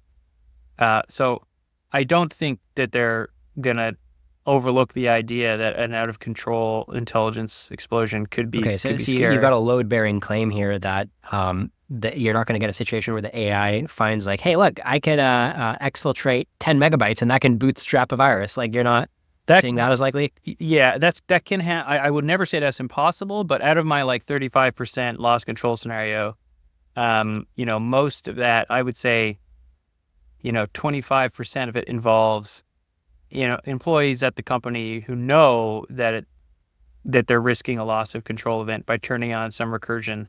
Like, they know they're turning on. I don't think they're going to turn on recursion without realizing it. I think they're going to be like, oh, maybe it's recursion time. I'm excited, Okay, but the AI is going to keep suggesting these 10 megabyte scripts that they should download and run. I don't see why that's a guarantee. Okay, but it could. Yeah, like an AI you know? could totally could totally be like, here, download this very long code. Yeah, totally. Yeah, I mean, so it there's seems this like there's idea some of optimism like, here. so yeah, well, yeah, I mean, there's this idea that like at the core of everything is a mind with a will, and I don't think that's the case with LLMs. If there were, it'd be very hard to get them to do what you want. Right. I mean, the will kind of comes in the way I see a will, right? The will is just a property of successful optimization, right? So to the extent that you ask it a question and it's doing what needs to be done to give you a good answer to that question, then a will is going to pop into existence effectively. There's a certain amount of focus on the task, but there's wills that are self-extinguishing and wills that are not. Like when you say, hey, can you, bring me to the airport? I bring you to the airport, and then I'm not like, hey, can you book another flight so I can book you to the airport some more? Like, let's just keep doing this airport thing. I'm like, all right, I did it. I'm done now, right? So there's a task orientation that a mind can have, and I think it's wise for AI developers and productive for AI developers to develop this kind of task abstraction for handing control back and forth between the humans who want something and the AI who's giving it to them. So I anticipate, businesses and labs that focus on that hand back and forth dynamic to be more productive than ones that are trying to go for some kind of mad scientist approach. My only hope is that when they get to the ability to turn on mad scientist mode, they choose not to. And it's a social question. Like, they shouldn't have that much power, and I think they will if like the government allows it and if the public allows it. And what about Meta's open source models, right? Does your non-doom scenario depend on hurrying up and stopping this? Yeah, like I think, I was pretty happy with Llama 3 and 3.1 coming out. I think that's a really good thing for humanity to sort of chew on and raise awareness about what's possible, so we get a more democratized and collective response to what's happening. If you asked me now to choose whether Llama 4 comes out, I think I would say no. I think it's probably best not to. And then Llama 5, I'm like, we should not do that. That should not be open source. But it's going by your yearly timeline, right? If 2030 is 80% chance of AGI or something, so it's almost like you're saying, hey, by the time we get to Llama 8, if Llama 8 exists in the wild, right? If not Llama 7, 6, or 5, then we very likely go extinct. Well, what I was saying is that Llama 5 is probably not, I'm confident Llama 5 is not worth the risk of open sourcing right now to humanity. And then probably Llama 4 is not worth the risk. And if you ask me what extinction risk does Llama 4 open source on its own, cause, like out of that 35%, how much of it factors through a high, level of responsibility going to Llama 4, maybe 5 or 10% of it comes from Llama 4. So that's like, it's maybe 5% of it comes from one of the Llama models. That makes sense. Going back to what you said before, it sounds like you're putting a lot of load-bearing claims in this idea of like, okay, I'm sure they'll just develop this concept where the AI like finishes the task and stops, even though we both know it's like a couple lines of code to just have a version where it doesn't stop. Oh, yeah. Like I'm saying that if we don't die, it'll be because some humans chose to be careful about RSI. If all the humans with access... And when you say some humans, you kind of mean like every human. All the humans that have access to AGI, adequate to automate AI research and development in a closed loop, like everyone who has access to turn that on has to not turn it on. Yeah. And if they do, Okay. I'm like, that's it. I mean, there's nothing like a theory of alignment for a fully recursive. Like one generation at a time, I think humanity is able to align, but generations reproducing, on their own in a lineage, I don't think. Going back to Dr. Critch's 2030, right? If China, or Russia, or whatever, Israel, if any country is like, hey, I like what these American companies are doing, let me go make my own data center. And by that time, sure, there will be chip restrictions, but they just get, a 3-year-old generation of the chip, I think right? the geopolitics of AI are going to be profoundly different even just 2 years from now. Like, it's not like every world leader is going to be they already are, but it's just the amount of fear among everyone who's a leader of anything in the world is going to go way up. Unless, well, I guess there's some strategies for preventing that, but... You're anticipating something like a nuclear proliferation treaty coming down hard in like a year or two. I don't know about a treaty, but maybe just more like a very powerful taboo or a very powerful social immune system where, like, if you look like you're gearing up to build something that powerful, everyone around you is afraid of what you'll do and is like watching you like a hawk. Yeah. Let me ask you this. In what year, roughly, will everybody's MacBook Pro be able to have a complete AGI on it? Yeah. Like an AGI, let's just say an RSI capable AGI, which is, a general intelligence system. Exactly, right. The AGI that's about to hand off control if you let it. Or even just an RSI capable machine. Yeah. I mean, look, it's like you buy a MacBook and there's like a sticker on it saying RSI capable. Yeah. Like if we get to everyone has one of those, I think we probably already died, right? Because exactly right, and that's really where I'm going with this, right? Is because you're now making it a load-bearing claim that like all the different AI labs are like members of this treaty where they know they better not build the RSI version of their AGI, but it's like, okay, but now my MacBook can just run it too, and and they're gonna be like a hacker in a basement. We can't get to that point and make. I mean, there's a reason for the term intelligence explosion, right? Like, we don't want the explosion version. We want nice controlled, like nuclear fission with carbon rods and boron and whatever. Right. So, I mean, I guess I'm still confused how you get to a mainline scenario, the 50% chance of like this equilibrium that holds and gives the AI time to be aligned and edge us out. Like, where does this time come from? Because I think we're going to get it on our MacBooks if we don't go hard with like a non-proliferation or a pause tree. Yeah, if maybe it's on our MacBooks, somebody presses the button to turn on RSI. Well, look, or somebody fails to not enter a script that the AI outputs. Yeah, like the reason I'm 65% sure, right, that we won't immediately lose control of the first few AGI is that it's not very complicated to, like, the argument that you're making is not very complicated. It's like, hey, if you have something that getting really smart way faster than you can control, maybe you can't control it and you lose control of it and die. Like, that's very simple. And so the question is, it's a social question of what fraction of humans will wake up and want every other human not to have that ability. And as AI gets better and better, as companies ship smarter and smarter products, it's going to get easier and easier for people to imagine that. And it's a social question, whether people will just say, no, we can't have that. And if they do... So, go ahead. Sorry. So, and if they do, I think we have a good shot. And if we don't, we don't. And I'm thinking there's a 35% chance that the humans don't get their act together and stop that.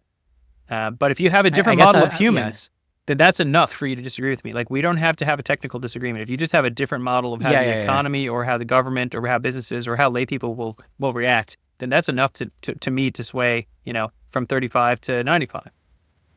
Let me go beat the dead horse again, because I think that in your own internally consistent model, when you say 35%, sounds to be more like 65%, because just repeating everything you're saying, you believe there's going to be RSI-capable AI by 2030, which to me implies that MacBooks will also have it pretty soon after, right? 2033, 2035, or so. You've got a load-bearing claim where society gets together and rapidly in the next few years becomes very different how they think about AI. Yeah, by 2030. Even though there's not that much of a pattern in the last few years. I mean, not definitely, and not at any acceptably high level. Stephen Wolfram was debating Eliezer yesterday, asking naive questions, right? And this is not, here we are in 2024, right? Our top intellectuals are still groping around with basic concepts here. Yeah, I do think there's a bias towards bad reasoning on the internet.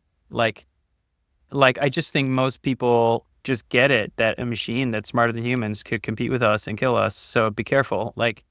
And then Right, but like only Jan people. LeCun, I'm just saying I you're think putting Jan so much LeCun has stock. very bad reasoning about this topic. Like his reasoning, as publicly stated, is very, very weak and like wouldn't pass. But he's highly influential. Yeah, he's very influential. Yeah, so a lot, like I'm saying, like a lot of the maybe 10 of the 35% just comes from Meta. Yeah, yeah. So like I'm expecting more government agency oversight of like all AI companies being like, are you turning on RSI, and like what security measures do you have to prevent to sort of subdivide access to your system so that no one person can turn it on to do an RSI loop. Like if we don't stop RSI, then yeah, we're not going to make it. I mean, that's just So this is what's crazy to me is you're basically imagining a world that like within 5 years there's going to be like overwhelming consensus disagreeing with the Jan LeCuns of the world, where I'm not seeing that today. Well, there's already overwhelming in sense of like by numbers disagreement with Jan LeCun. That's true. Yeah, but I do not think the average overwhelming member of the population. Yeah, right, but not overwhelming by political force to like go into his lab and shut him down. Right, that's not happening. right. And one of the reasons which it's is not a pretty big happening. jump. One of the reasons it's not happening is that his lab is not an extinction threat to humanity today. Like I think people kind of intuit it. Llama is not that smart. So there's not that will to go in and shut it down. And as this, as the intelligence goes up, the will increases. Now, as a lab, strategically, maybe you don't want humanity to know how smart your machine is because you're worried that they're going to come in and try and shut you down out of fear. But also, if you have that kind of foresight, maybe you're also worried about your AI shutting you down. So if you're in that kind of defensive posture, there's a chance that you'll like make some reasonable self-preserving decisions with your development. But look, if we agree on all the technical details and you just tell me you have less faith in governments and civil society and military and police and all that to prevent the automation of recursive self-improvement, uncontrolled recursive self-improvement, if you just think socially humans won't care, then I think it's a reasonable conclusion that we have a way more than 35% chance of not making it. I mean, nuclear proliferation barely has worked, right? Like the non-proliferation treaties? Right. I mean, the whole concept of like, hey, let's not nuke ourselves by making it really hard to get nukes and not making it okay for new dictators to start new nuclear programs. Yeah, I'm like confused about the nuke situation because if you'd asked me, like, if you told me in 1950, like, hey, there's going to be like lots of countries with nuclear weapons for like 70 years, and we're not gonna have a nuclear war, I'd be like, that's nonsense. I'd be like, come on, obviously there's going to be a nuclear war. I think I'm with you in terms of like, I would be skeptical too, right? And a lot of smart people were, but like, it's also not that hard to be like, look, maybe what'll happen is everybody will be really scared to get back to nuking each other, right? And so the countries that have nukes that have the best economies will apply a lot of pressure to enforce the nuclear taboo. And sure enough, that's what happened so far, even though we're at high risk of accidents and they keep threatening each other. But this is what I'm saying. What happened is that non-proliferation barely worked in this timeline. Yeah, I agree with that. And I'm confused about why it worked at all. And some of my faith that we might live comes from the confusion that we've lived so far. It's like sure. someone or some people out there somehow didn't nuke us all. And that's interesting. Exactly right. So if we can do that again, maybe we'll live. That's basically the idea. Right. But this is where I'm going with it is, so we barely manage nuclear non-proliferation, but there's no such thing as a random guy on his laptop in his basement pressing the button to nuke his city. Yeah, if we get to that, we're not going to make it. Yeah, but just by virtue of having a computer chip and having a repository on the dark web, we're going to get to that, right? Like that's where things are heading. If we get to a dark web with like RSI capable like seed AIs on it, we're not going to make it. Okay, so that is a much harder thing to non-proliferate than a nuclear weapon is. Yeah, we'll have to try a lot harder. I mean, we'll have to, because nuclear weapons have like fissile material that you can track. Right. So here's the chain of logic. We barely solve nuclear nonproliferation. Your strategy to live with AI is AI nonproliferation. AI nonproliferation is much, much harder. Therefore, we're probably not going to solve HGI nonproliferation. I just don't, I mean, in the long term, I agree with that. I just think that we'll have lots of AI around, like the internet is going to have a backbone of AI supervising it to prevent AI malware. If AI is generally active, right? You're just layering on a lot of assumptions about 2030. I just don't see it as an assumption. I see it as a deduction. Okay. Like, I think we could have a pretty bad AI cyber disaster in the next couple of years with like AI powered malware that will trigger an immune response, that, results in a lot more automated oversight of the internet and preventing of, like the dark web of AI needs to not exist. So, I'm expecting humanity to learn some lessons, probably, but not certainly enough, and not like at a morally satisfactorily like high level of confidence. Okay, great. Thanks for being a good sport while I lobbed a lot of hard balls at you about your claims that we'll get past the self-reproving doom scenario and let us continue now into the mainline slower doom scenario. And here, let me give you a softball before we move on. Agency. Is agency this fundamental thing, or do you just kind of get it for free when you have a smart AI? Yeah, I think you can just write an instruction that says, look for ways to get this thing done, and then do the first step, and then look for more ways to do the next step and keep going. Like, I don't think there's a lot of magic to agency. I totally agree, right? I mean, if you look at Anthropic, right, they just released, hey, look, this can use your computer. It's not like they had to do that much work. Like, they just had an LLM, and they just said, okay, tell us where the mouse should go, and now you got an agent. I doubt it was that easy, but at the same time, it's not like a decade away to be able to do that sort of thing, and that's now obvious publicly.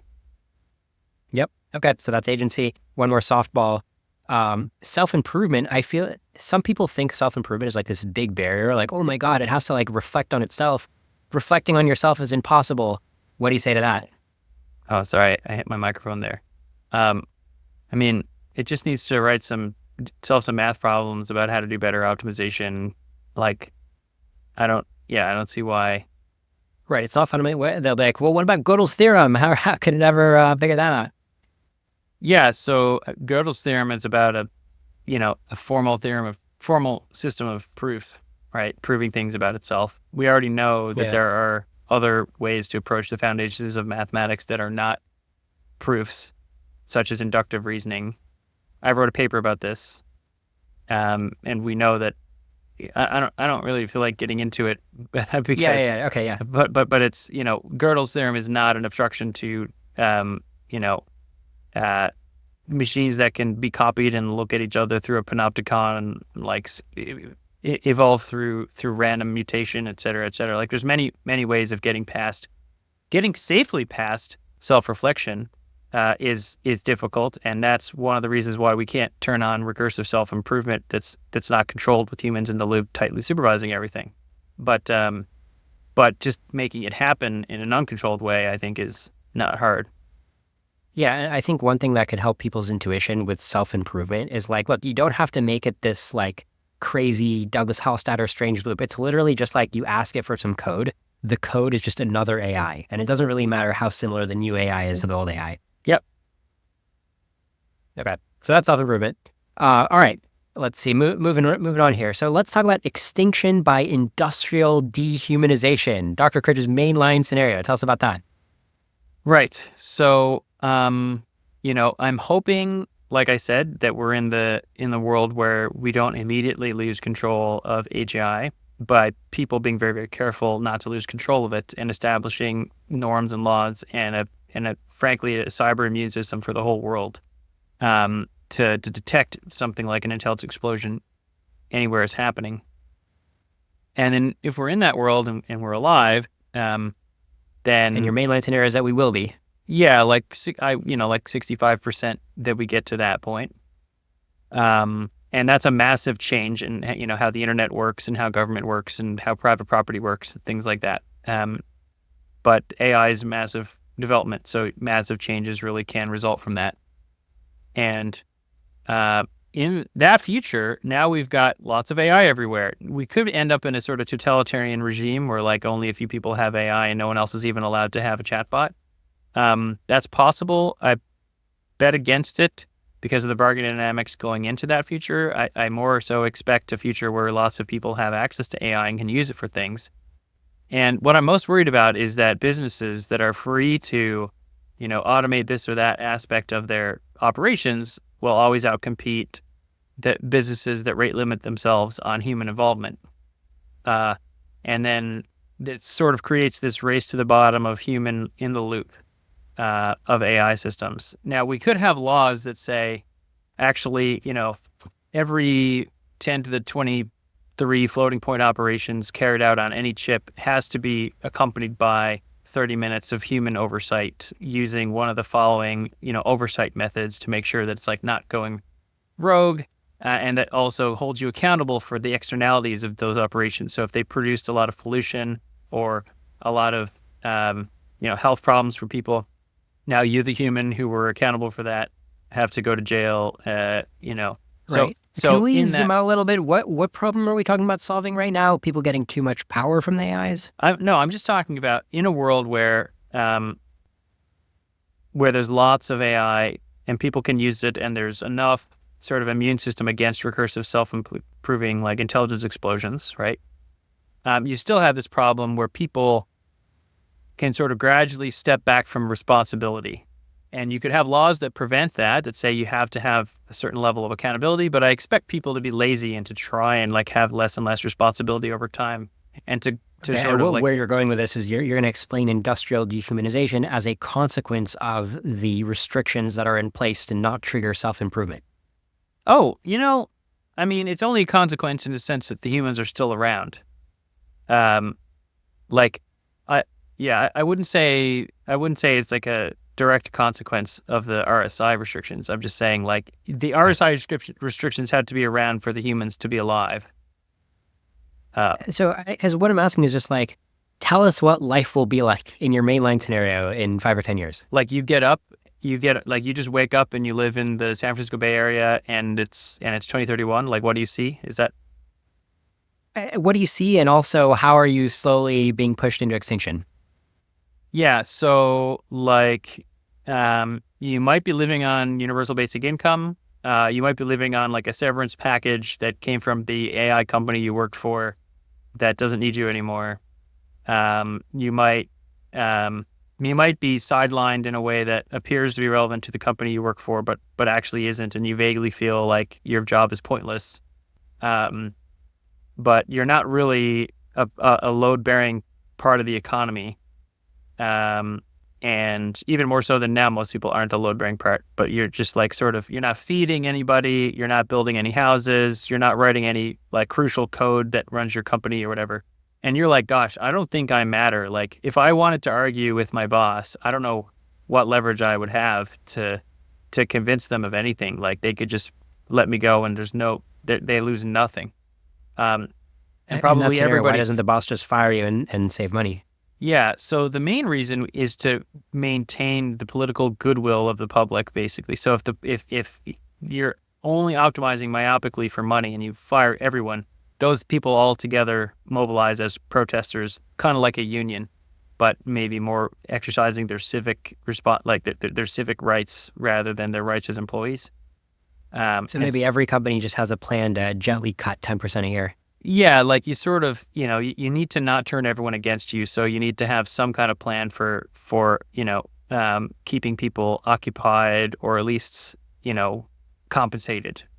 So if you're going to let people go, maybe you buy them a nice house that your robots build. If you have robots by then, I think there's a pretty good chance. I don't know how long. Maybe it's 2033 before like lots of like humanoid robots are out, but I would guess my median is like somewhere around 2030 or 2031 when there's like lots of robots around to do things like construction. Like we're no longer limited by human labor to do construction anymore. So yeah, you can get someone a beautiful house in a remote location if they want that, because the population is not that big, and you can put solar panels and desalination plant right next to their house, like whatever they need, just send them off to a beautiful life somewhere. and then you get to go on running your company. And I think, that's there will be sort of these placating moves to, rather than taking the riskier move of like laying everyone off to myopically save money. So there's a lot of people on universal basic income and or pensions. Yeah, and or like busy work, that's sort of like not consequential to the company, and like sort of like a disguise for universal basic income, but not really a job. Okay, and then how does extinction happen? Yeah, so, there will be some jurisdictions that require humans to be involved in the labor force at all times and be responsible for labor.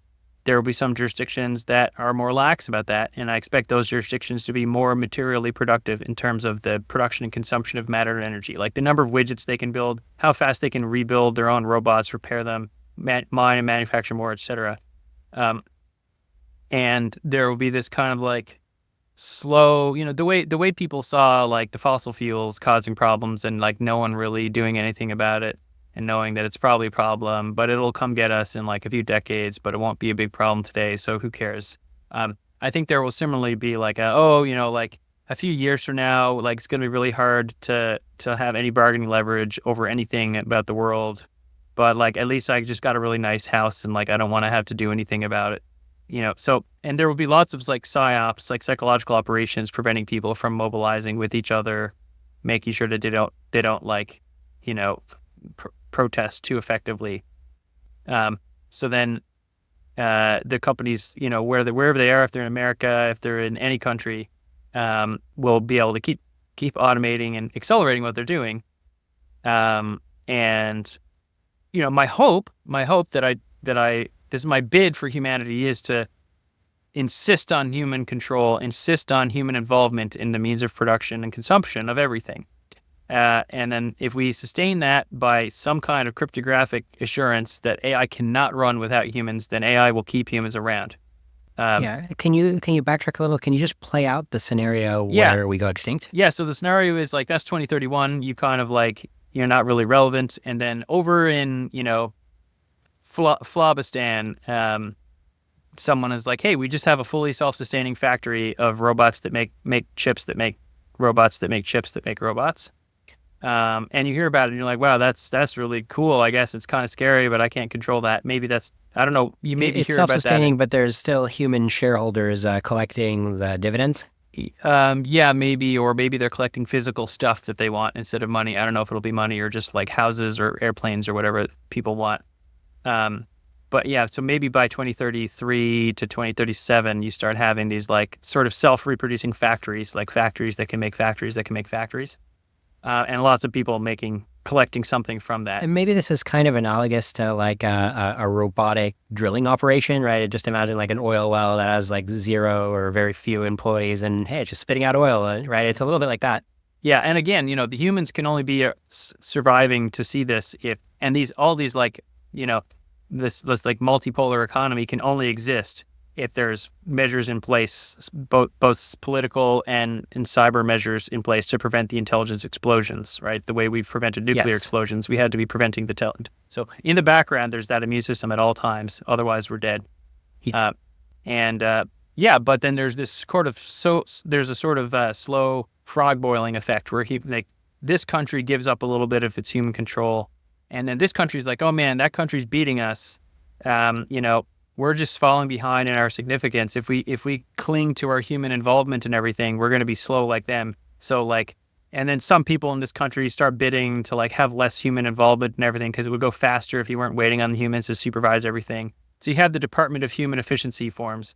Not that the Department of Government Efficiency is terrible. I actually don't know what they're going to do. But the Department of Human Efficiency forms, and it's like, hey, the humans are inefficient. Get them out of everything. And then, gradually, jurisdictions sort of compete each other into a state of less and less human involvement until, there are cultures or companies or groups of people who just don't care whether they survive. And they're just like, hey, right. You know what? Just, as long as my factory... Back up a second. Yeah. So all of these crazy factories that are, instead of just having an oil well, you can take like a patch of desert and you can just like use the atoms in the desert, right, with like a little bit of extra inputs. And you can have not an oil well, but it's just like to really go crazy. Like it just spits out cars, right? So it's like an automated giant machine with a bunch of micro robots or whatever it is, like spitting out cars in the desert. But even in that crazy scenario, you've still got humans who own the corporation, right? And they still have, in your scenario, they have an off button, or they can call up the robot and talk to it and be like, you know what? Tomorrow you're producing tanks, right? Like they still get to control it. Yes, that's right. There are humans who have control. And then there are companies and cultures that gradually get used to the idea that, hey, look, if we try to micromanage this thing, it just goes slower. It just doesn't produce and win as much. And I just kind of want my machines to win. So I'm just gonna let go. I'm just gonna ignore the steering wheel, and maybe I don't even care if I live. Like I know humans who don't care if they live, as long as they produce some enduring legacy. Yeah. So to play out the scenario a little bit, if you don't mind me adding some details. So like in the desert factory that's producing cars without a single human employee, imagine one day the human owner gets a call from the robot being like, hey, boss, I know you said you want us to produce cars, but I also know that you told me to maximize your profits. And if you don't mind, I just got an order from this government entity that wants us to make tanks, and I could just retool the factory. And long story short, you're going to get more profit. Is that okay? So a few calls like that take place every 6 months. And eventually the human's like, listen, I don't really like these calls. Whenever I call you and you're asking me how to make more money, just the answer is yes, make me more money. All right, talk to you later. Right? Is that basically how you imagine things? And like maybe it's more money, but the money thing, it sounds stupider than I'm imagining. I'm actually imagining humans that are like, yeah, just do whatever you want. And they're like, and the robot's like, by the way, like this is going to produce a lot of pollution. Like, I don't know if you'll make it. And the people are like, yeah, will we win though? And the robots are like, yeah, we'll win. You just might not live. And the people are like, yeah, whatever. Like, I just think there's people who don't care whether they live as long as their team wins. And then those people will be the ones. You're making an analogy to like Marlboro, right? Because Marlboro's shareholders were not like, you guys need to shut down Marlboro. They're like, try to increase your dividend, please. Yeah, like I think there will be some of that early on, maybe in the early 2030s. But I think in the later 2030s. By the way, I was talking about a cigarette company for viewers who even think I'm not even sure Marlboro, the company, exists. Right. But yeah, it's more like in the late 2030s, I'm worried about just like human mentality evolving to a point where like, hey, obviously the humans aren't important. Like we're not needed for production or consumption of goods. We're not needed for innovation. We're not needed for moral progress. We're not needed for philosophy. We're not needed for music. Why are we even here? Now, some people will be like, we're here because we love being here. I love being alive. I love my kids. I want them to be around, right? But some people will be like, I don't care about any of that. And I think those people will take more risks and empower machines more and more irresponsibly than the people who want to slow down and take care of the humans. So I'm hoping humans will fight against that and will prevent that sort of dystopian Malthusian loss of control. But I haven't seen a lot of gumption from the humans to stop that type of slow slide into automation. So that's what I'm most worried correctly, about. It's almost like you're worried about things like driving climate change is what's going to kill us. I mean, climate change, I think, is probably too slow, but like other kinds of pollution that kill humans faster than carbon dioxide, I think are more likely. Like just like smokestacks full of chemicals that humans can't breathe, but robots don't need to breathe. But wouldn't the government, which is also populated by a lot of AI assistants, wouldn't AI assistants raise the red flag and be like, hey, you got to do this regulation? It depends which government, right? So if there's one world government and it's populated by humans who really want to live, then they might stop it. But if there's a certain amount of anarchic freedom in the world, like there is today, where different governments get to set their own risk tolerance, then you'll have government A complaining that government B is doing too much risky dehumanization, and government B being like, are you going to go to war with us? And government A being like, no, because you would win because you have the robot army, darn. And then, government B being like, yeah, that's what we thought. I see. So like maybe China has really lax regulations and their factories just pollute as much as they feel like, and maybe beyond polluting, maybe, I don't even know, maybe they do. I wouldn't nuclear single tests, out but like China some sort of dangerous geoengineering. Yeah, I wouldn't single out China for having particularly lax regulations. Sure. It doesn't even have to be China, right? It could be like a totally random country that you wouldn't normally think of as a global player, but now with AI, suddenly everybody is turning the desert into car factories. Yeah, right. So just to try to make this a little bit more specific, though, are you thinking about maybe like some random country, like I don't even know, Borgistan or whatever, right? Fake country they get it in their head. They're like, hey, you know what? It would be better if we put a bunch of sulfur dioxide into the atmosphere because that is going to help the climate, which I think is probably true, by the way. So they just unilaterally start geoengineering, which is something we could do today. But is that the kind of effect you're thinking of? It's more like you know, like Flamerica thinks to itself, hey, our data centers would be cheaper to cool if we had another ice age. That would just be so much colder. And we'll just like get all our solar power from space. So like, let's just go with the sulfur cooling. I don't actually know if that checks out, but like there's many environmental changes that could benefit machines that are lethal to humans. Okay, so what I'm hearing is you take a problem like climate change, speed it up, make it worse, right? So instead of climate change being, well, maybe in 100 years, 10% of us So that's just might one not of live. three, right? That's like pollution. Yeah. But there's resource depletion too. It's like, hey, I just want all the carbon. It's a great building material. You're made of it, Right, exactly. So it sounds like there's a race condition that you're imagining between the government's ability to coordinate with other governments and to regulate the companies domestically. There's an arms race where that is happening slowly, and the companies are getting very crafty, right? They're like doing end runs around all and the different geopolitical actors are also doing end runs around these treaties. So that's the race you're imagining? Yep, and I think humans are pretty good at like, oh, monkey has big banana, attack monkey, right? So I think that's part of how we didn't have a nuclear war yet. I'm not sure. So the idea, like, oh no, Sam Altman has too much power, take him down a peg, like that sort of thing. As hard as it is, I think humans are more prone to that type of maneuver than they are prone to the like, hey, we all need to produce a little bit less carbon emissions now. Like humans have sucked at that. Yeah. Maybe it doesn't matter that we sucked, but we did suck. And we're going to suck at the next version of that, I think, unless humanity pleasantly surprises me. So if you hear this and you don't believe that will happen, please make it not happen. Be the change that I don't expect to see in the world. So if the year is 2035 and we're a fly on the wall in the United Nations, it's going to be all the delegates and their genius AI assistants, right? They're non-RSI capable, but still really smart AI assistants.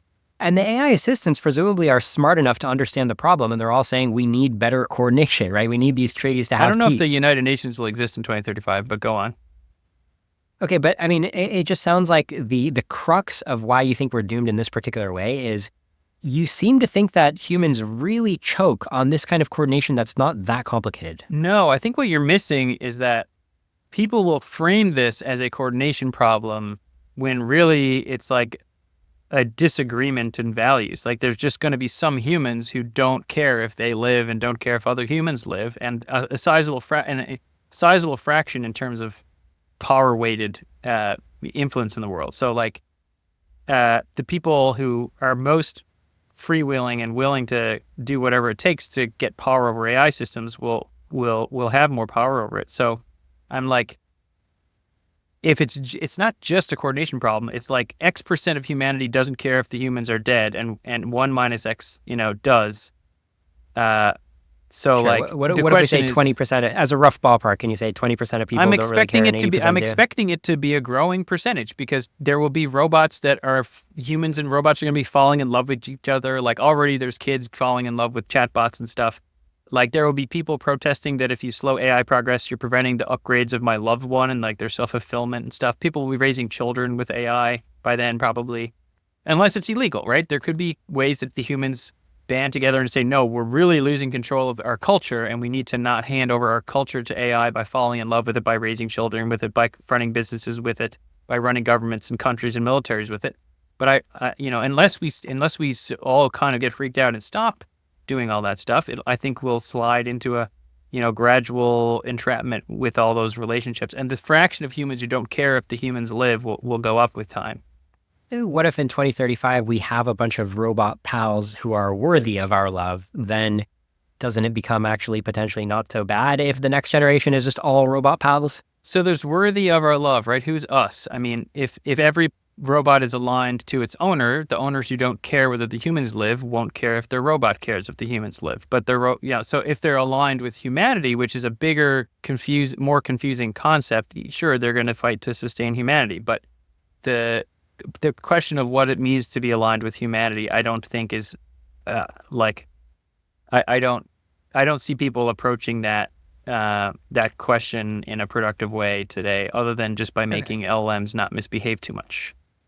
I'm trying to identify kind of the biggest reason why this world slides into doom. And it sounds like maybe you think the biggest reason, it's not even a coordination problem in your view. It's really just that maybe 20% of humanity is just like, whatever happens. Like, let's just play it out, right? An So increasing fraction with time, falling more and more in love with AI and accepting of it as I call it successionism is what I call it. Which is, to me, sounds like potentially a contradiction to what you said before, where it's like, humans are going to be on the ball, the Jan LeCuns of the world, or even worse, the Richard Suddens of the world, who are like, oh yeah, let the AI do whatever, the Larry Page of the world, who are like, yeah, it's our successor, it's fine. Maybe even the Robin Hansons of the world. All these people are going to quickly lose power compared to a government that, builds this immune system, right? But you think that still 20% of people are going to have this major power to push us to extinction. So what I'm saying is like, it'll be a sort of gradual race to the bottom with cultural evolution. A growing percentage, yeah. Yeah, and as the percentage grows in country A, country B will notice that it's falling behind geopolitically because of its attachment to human culture. And so there will be some kind of bid like, hey, we need to get our act together and like dehumanize faster. And so, so there will be a coordination failure amongst the humans who do want to live. I'm anticipating some coordination failure to mobilize against the humans who like sort of slow slide in an unaccountable way into a dehumanized economy. It still feels like a major contradiction to me that you're implying a pretty massive level of coordination to build this immune system against recursively self-improving AI, but then suddenly we don't have enough coordination to just tell people like, hey, don't dehumanize, or like you have to have a minimum level of humanization. Yeah, well, like I'm saying, I think humans are pretty good at like, oh no, monkey has big banana, go after monkey, like football, like that guy has the ball, tackle him, right? Yeah. I think people are way better. It's way easier to be like, there's a focal point of power, like converge on it and control it. And that's why I'm like, only 35% chance that like one of those loci of power gets out of control, right? I don't share your intuition about the dogpiling on the monkey, just because when I think about everybody getting a recursively self-improvement capable MacBook, RSI capable MacBook, that feels pretty democratic to me, right? That feels like, yeah, let it rip. I want my laptop, right? So I'm not really getting that reflex. So I think, if we survive through the first bump of like risk, and there's enough like RSI immune system everywhere, then everyone maybe can have an RSI compatible MacBook or an RSI capable MacBook. Yeah, but I'm talking about the original reflex of why would we build the immune system in the first place? Yeah, so the reason the immune system is there is that like we don't want one locus of power to like explode and kill everyone. But everyone slowly killing everyone a little bit and taking turns as they do it, I think is totally in scope. And so you can't pinpoint like, oh, that's the country that's killing everyone. Everyone pile on top of them and stop them. It's going to be like a slow slide of like, everyone kills everybody a little bit more with a little bit more externalities. Again, I mean, I think you feel this stronger than I do, but I think we can at least flag this as like a major claim that separates you from like almost anybody else's mainline scenario that I've heard. Yeah, I just think that people are really much better at tracking down like single accountable villains than they are at tracking down like social trends that gradually destroy the world. I see what you're saying, but the problem is like literally the company Apple. If all they do is keep producing MacBooks, right, they're going to kill everybody, right? So are we really going to start hating Apple? I don't think that's true, what you just said. Like, I think, just because, everybody's laptop will be so powerful that we can just, okay, and somebody has to put it on the dark web, but we don't even know whose throat to choke. It's just on the dark web. So what I'm saying is like more than 50%, there will be enough like cybersecurity effort in the world to prevent RSI capable AI systems from being on the dark web. But that's really hard, right? I mean, that requires massive coordination. So I'm just flagging a contradiction in levels of coordination that you're saying are possible versus not possible. I'm saying you're talking about coordination like it's a scalar. Coordination with a Schelling point is much easier than coordination without one, okay? So if we're 100 people in a city in Paris, right? And I'm like, everyone, go to the obvious meeting point. Like, over 80% of the people will succeed, right? But if I'm like, everyone, like, get something for lunch, but like, don't optimize too hard for your preferences, like kind of get something what everybody else wants, but like, don't form a totalitarian state over the other people to enforce them to like distribute their lunch preferences correctly. Like I don't see that being as easy of a problem for humans to solve as show up at the Eiffel Tower, right? Right. So in the same way, when there's like a stockpile of AI power over here, the humans can be like Schelling point, coordinate on like preventing that from getting out of control, right? And I'm not saying we'll succeed, but I'm saying I'm more optimistic about that kind of coordination than coordination to stamp out a like slow slide of culture into a dehumanization, like into a dehumanized economy. In your view of 2035, won't the MacBooks be so powerful that somebody who has read an AI textbook can go into their basement and finagle a really smart AI to run on their laptop, even without something on the dark web? Right. So like at that point, really smart AI has to be like defended against by most of like the world's cyber infrastructure. Okay. So a lot of coordination on the computer security side, but it's all doable because it's coordination that we're all focused on. And it's fairly centralized. Point. There's a Schelling point of like, Google kind of runs the internet. Let's just get Google to implement lots of cybersecurity everywhere. Okay, we did that. Okay, but going the other way, isn't it a Schelling point to just say countries should have a minimal level of human welfare? Well, there's human welfare and then there's human control. I think what we really need to survive is to maintain human control, because human welfare can just be a placating step towards human extinction. Just like, make everybody feel good for now, and then we don't need them. All right, the reins of power have been handed over. We can stop making the welfare everywhere. Not saying that it's impossible to lock in human welfare as a value, but I would rather, maintain human control, not just welfare. Well, okay, so in your mainline doom scenario, is it possible that we achieve welfare but not control? Oh yeah, welfare for a sustained period, followed by death. Right, because you're saying once we lose control, then a perturbation might make us lose the welfare. So, I don't know what kind of perturbation. But... Yeah. Okay. I mean, I think the part that for me is still the part I push on is just like, it doesn't feel that hard to just be like, okay, humans, like, let's just test that all the different robots working for these companies are still obeying their human masters, right? Like, is it really that hard to coordinate on maintaining standards of control in your scenario? So it depends. Like, there's a question of defining control so that you can't say never, don't bother checking in with me anymore. Right.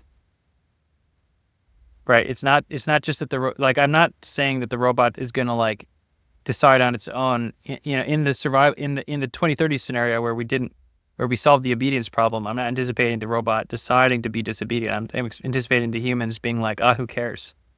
Don't check in with me. Just do your thing.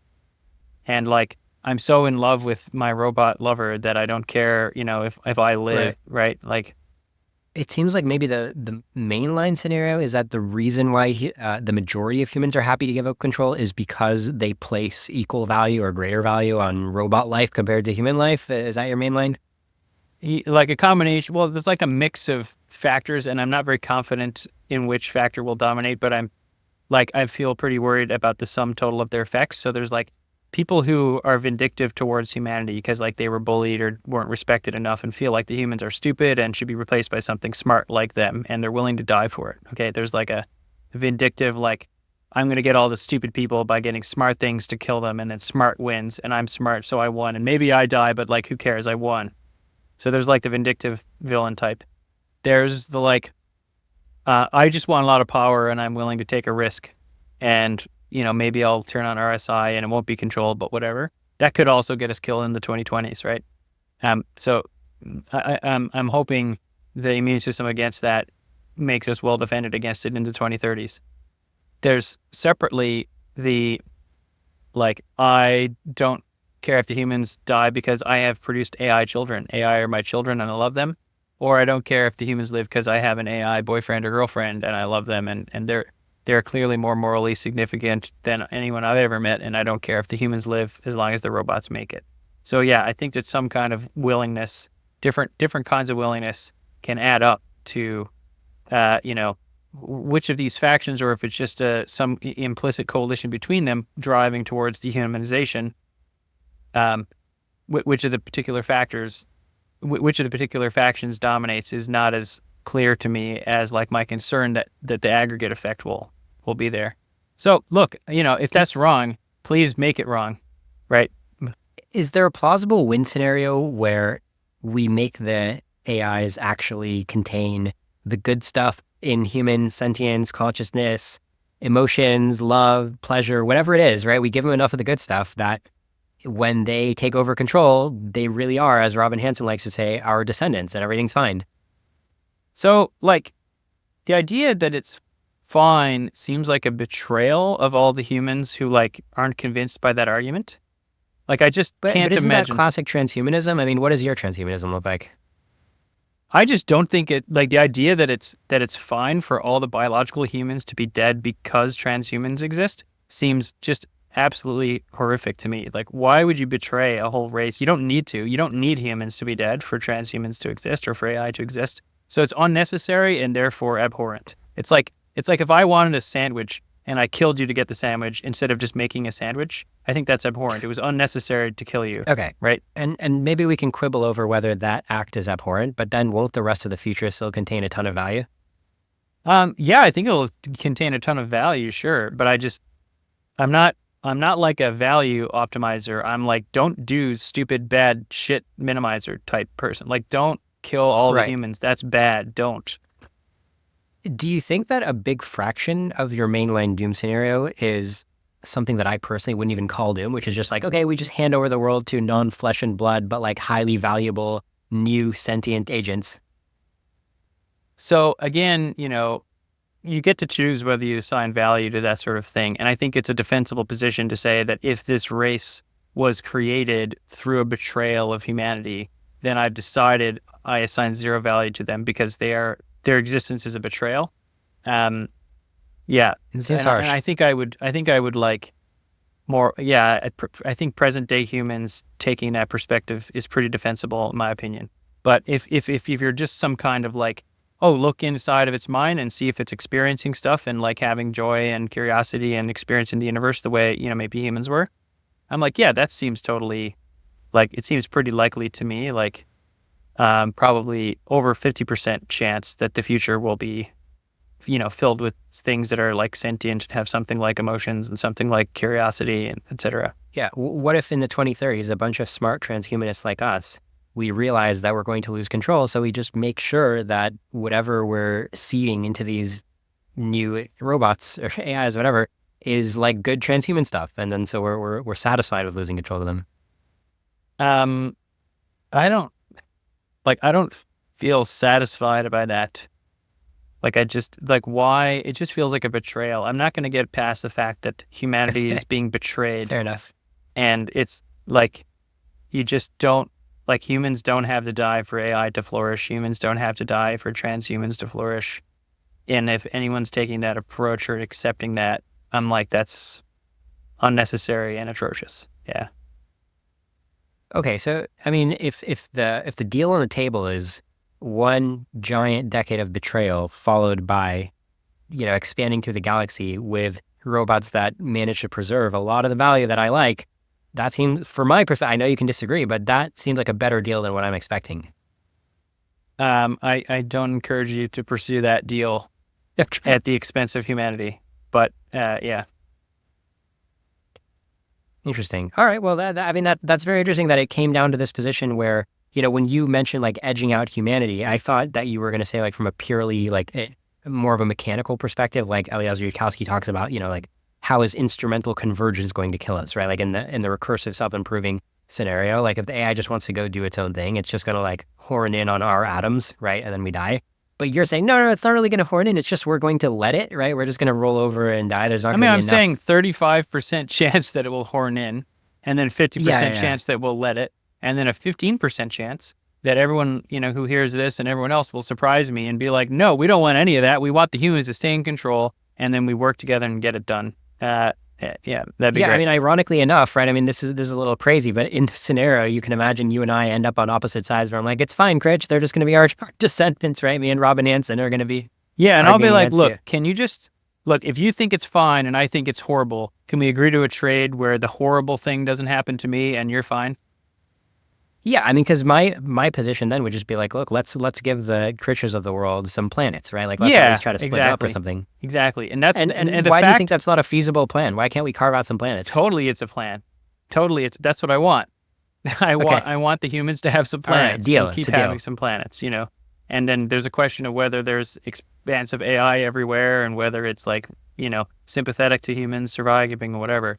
I totally think there are positive features like that, and it mostly factors through me being wrong about how well the humans, you know, sort of wake up to the slow slide into, first of all, unaccountability with the current generation of like AI companies that could threaten everybody with an RSI like out of control loop if they choose to be irresponsible about it, and second of all, you know, just a slow slide into an economy that has no accountability to humans.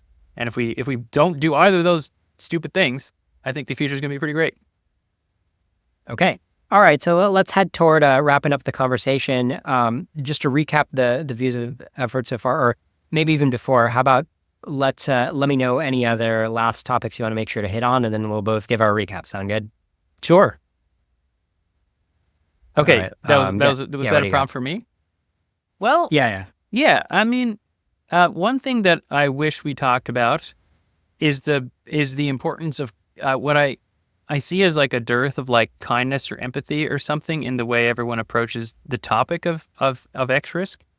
For example, I see people who think X risk is nonsense, just being totally unempathetic to the amount of and depth of reasoning that people have done to the contrary, just like not cluing into that at all.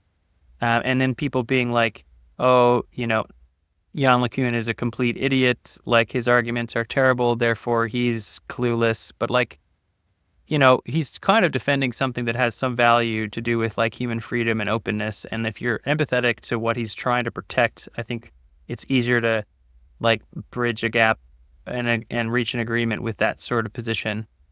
And there's going to be people that are like, oh, the stupid transhumanists who like don't care if the humans live, like they're never going to have any power. Like they're too stupid to have any, you know, I think that's underestimating AI developers who don't care whether humans or AI are their successors, and failing to empathize with that is going to be a surprise to people who, you know, dismissed it. So I just think there's a real lack of empathy everywhere. And I think if everybody in this whole topic was just a lot more empathetic towards each other, we'd have a better chance of getting towards like a Pareto frontier where like no one's deeply betrayed. Everyone gets a good slice of the future. And I really hope we can do that. And I want everyone to do it and try to do it. Great. Let's finish off with this. In 2022, you co-founded a startup called Healthcare Agents. So tell us about that and how it connects into your plan for improving the future. Oh, wow. Yeah, man. Thanks for asking. So, you know, I try not to justify the company in terms of reducing X risk because I don't think it's a good feedback loop for people to stay motivated and productive. I personally, you know, am very motivated by that, but I'm also very motivated to take care of present people, and that's a good loop for me. So I do think that the healthcare industry is a place where you've got all these problems with like taking care of someone while also respecting their autonomy. It's like, how do I, you know, secure welfare and control for a person at the same time? Healthcare is a great place to test drive ideas for how to do that well. It's a great place to get collaboration. There are all these doctors with different expertise. If they could all collaborate better to take care of people, we would have better outcomes in diagnostics. I'm optimistic that we can get AI facilitating that kind of collaboration. And if AI is good at facilitation, maybe it can facilitate other kinds of agreements, like how not to sacrifice humanity in favor of transhumanism or, you know, an AI intelligence explosion or whatever. So, so I'm working on today just analyzing medical records and helping to figure out what's wrong with people. It's called clinical decision support. We also direct it in the form of patient advocacy, where we help patients prepare for doctor's appointments with good questions that they can ask. And it's very fulfilling. And, you know, the more we get AI into that caring for people's health loop, the more I think we can set a precedent, both technically and socially, for how AI is meant to interact with humans, meant by us. Okay, so let's say the year is 2035 and you've got a competitor that's just running a big factory in the desert that you can visit, and they'll just repair your body. And it's just entirely run by AIs, and the CEO, the owner is just out on a beach collecting the check, and you're doing healthcare agents. So why do you think you're going to be competitive, and how are you going to help humanity in that scenario? Yeah, I mean, certainly if I'm super duper successful and I've got like $100 billion company that revolutionized healthcare already, I've got a platform to talk about what are good and bad ways to use AI. Here's a good way, have it take care of people. Here's a bad way, have it disregard people. Let's keep an eye out for those. I think I'll have a louder voice, but I'll also But have. don't you think your I'll also amoral have competitor machines. is going to pitch that too? Your amoral competitor is going to be like, look, we take care of humanity. Enter the factory. Your body's going to be fixed. Yeah. So I think that, most likely all the humans will be dead, including me, and there will be no like healthcare industry anymore because there won't be humans to have health cared for. But my business is conditioned on worlds where I survive and get to keep having a business and somewhat aiming to be part of the solution. So if I'm setting a good example, if our business is setting a good example, I'm not necessarily aiming to unilaterally save the entire world, but rather be part of a good industry that's a good direction for humanity to move in. And then, if the humans are around, I hope to keep taking care of them. So let's say I'm a potential patient and I'm comparing you to your competitor, and I get your mission, but what if your competitor is a little cheaper? Why should I use you and not the competitor? You should probably use the competitor. Okay, so I mean, are you claiming to be improving the future at all through healthcare agents? Yeah. I mean, the whole point is to take care of humans. Now, some people don't think that taking care of humans is like a good thing for the future. I think it is. So I'm going to try and do that. So in your mainline scenario, people use smart AI advisors to just set up a whole hospital. In my mainline great. scenario, humans are all dead and there's no healthcare. So again, just to be clear, I don't expect to unilaterally prevent futures where humans are all dead. I expect to do good in futures where humans survive and have a very small impact on reducing the probability that humanity goes extinct. Okay, so just to recap what I'm hearing, so you're basically saying in your 85% P-doom, healthcare agents doesn't make that big of a dent to the future, but in the 15% good scenario, healthcare agents helps that. Yeah, it's more like in my 15% scenario, the healthcare industry as a whole loomed large as like a powerful political force in the world that as a special interest groups decided to keep humans around and take care of them. And then I want to be that's an industry that I want to be part of, whether I'm leading it or acquired into it or just a small player. It's something I want to be part of. And the time when you think you can potentially most affect humanity's trajectory is probably going to be before 2030, when our fate is likely to be sealed? No, I think it's probably, starting around 2030, like maybe 2029, 2030, 2031 area. Because I think there's not a lot of people building businesses today that are meant to contribute to steering the whole economy by supporting an industry that has no relevance if humans are dead, thereby establishing like special interests to protect humans. But again, I really don't, like, you're trying to frame my business in terms of saving humanity from X risk. And like, I think that I think I said this to you before the interview, that I'm not willing to defend my business on the grounds of preventing extinction risk, because I don't think that's a healthy premise for a business, unless it's an AGI business, which might be viable. And I'm not running that. So I like, if you were already bought into the whole story where we're maybe going to get through the current wave of risk, and like there's going to be this economy, and it was really obvious to you that we're probably going to be in that scenario, it might be easy for me to like make a pitch for like what kind of businesses you want to exist in that world. But I think it's probably like beyond the scope of this interview to get to that level of like agreement about like how the economy is going to work post AGI. Okay, so is this basically like, look, this is my job, this is my company, this is not an existential risk reduction project? Not in a way that's going to make sense to you. Okay, but do you want to explain the way that it makes sense to you? I think I just did. I think taking care of humans is a good precedent to set for AI, and I want to keep setting that precedent. And does the precedent help in the 85% of worlds where we'd otherwise be doomed? Yeah, a little bit. like my little slice, maybe it's like a 1% thing, but I hope other people do that too. I hope lots of companies reorient on caring for humans as like their main objective. Okay. And then I think I missed in the discussion of like, so healthcare agents. So what does the usable product look like? Yeah, it's like you ask a health question and then you get an answer about it. And then you can go to your doctor about it if you're a patient, or if you are a doctor, you can like fact check it and deliver a diagnosis. Cool. All right, man. Yeah, again, thanks for being a good sport. Any other final topics you want to hit on?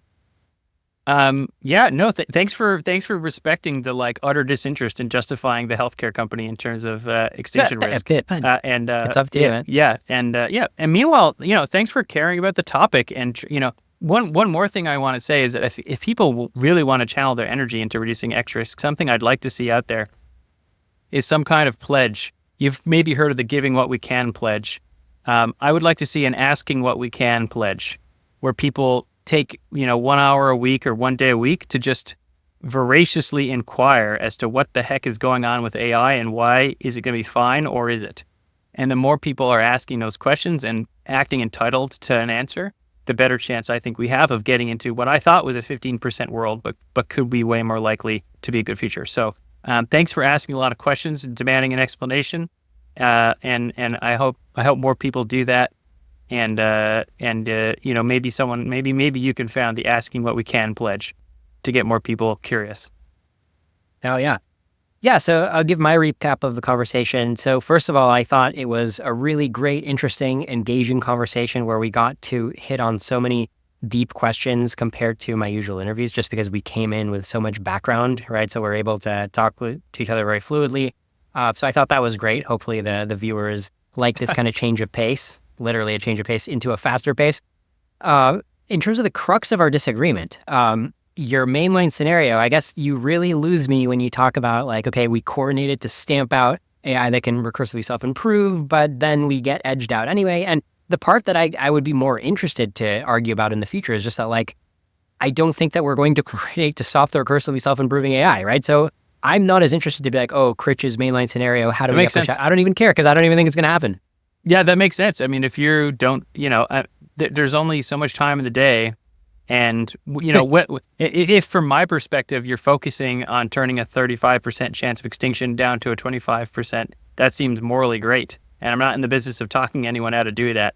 Even if they think they're turning it from 65 down to 55, and I think they're turning it from 35 down to 25, I'm not like, oh no, you reduced human extinction by 10%. I'm like, thanks, So I think there's one of the ways humanity has to make it is there have to be lots of humans paying attention to lots of different ways things can go awry and focusing on the way that they know how to detect and prevent. So, by all means, if you see ways of preventing the loss of control scenario, go for it. Awesome, man. Great. So yeah, we can wrap it here. Dr. Andrew Critch, thanks very much for coming on Doom Debates. Thanks, Liron, and thanks for furthering this conversation.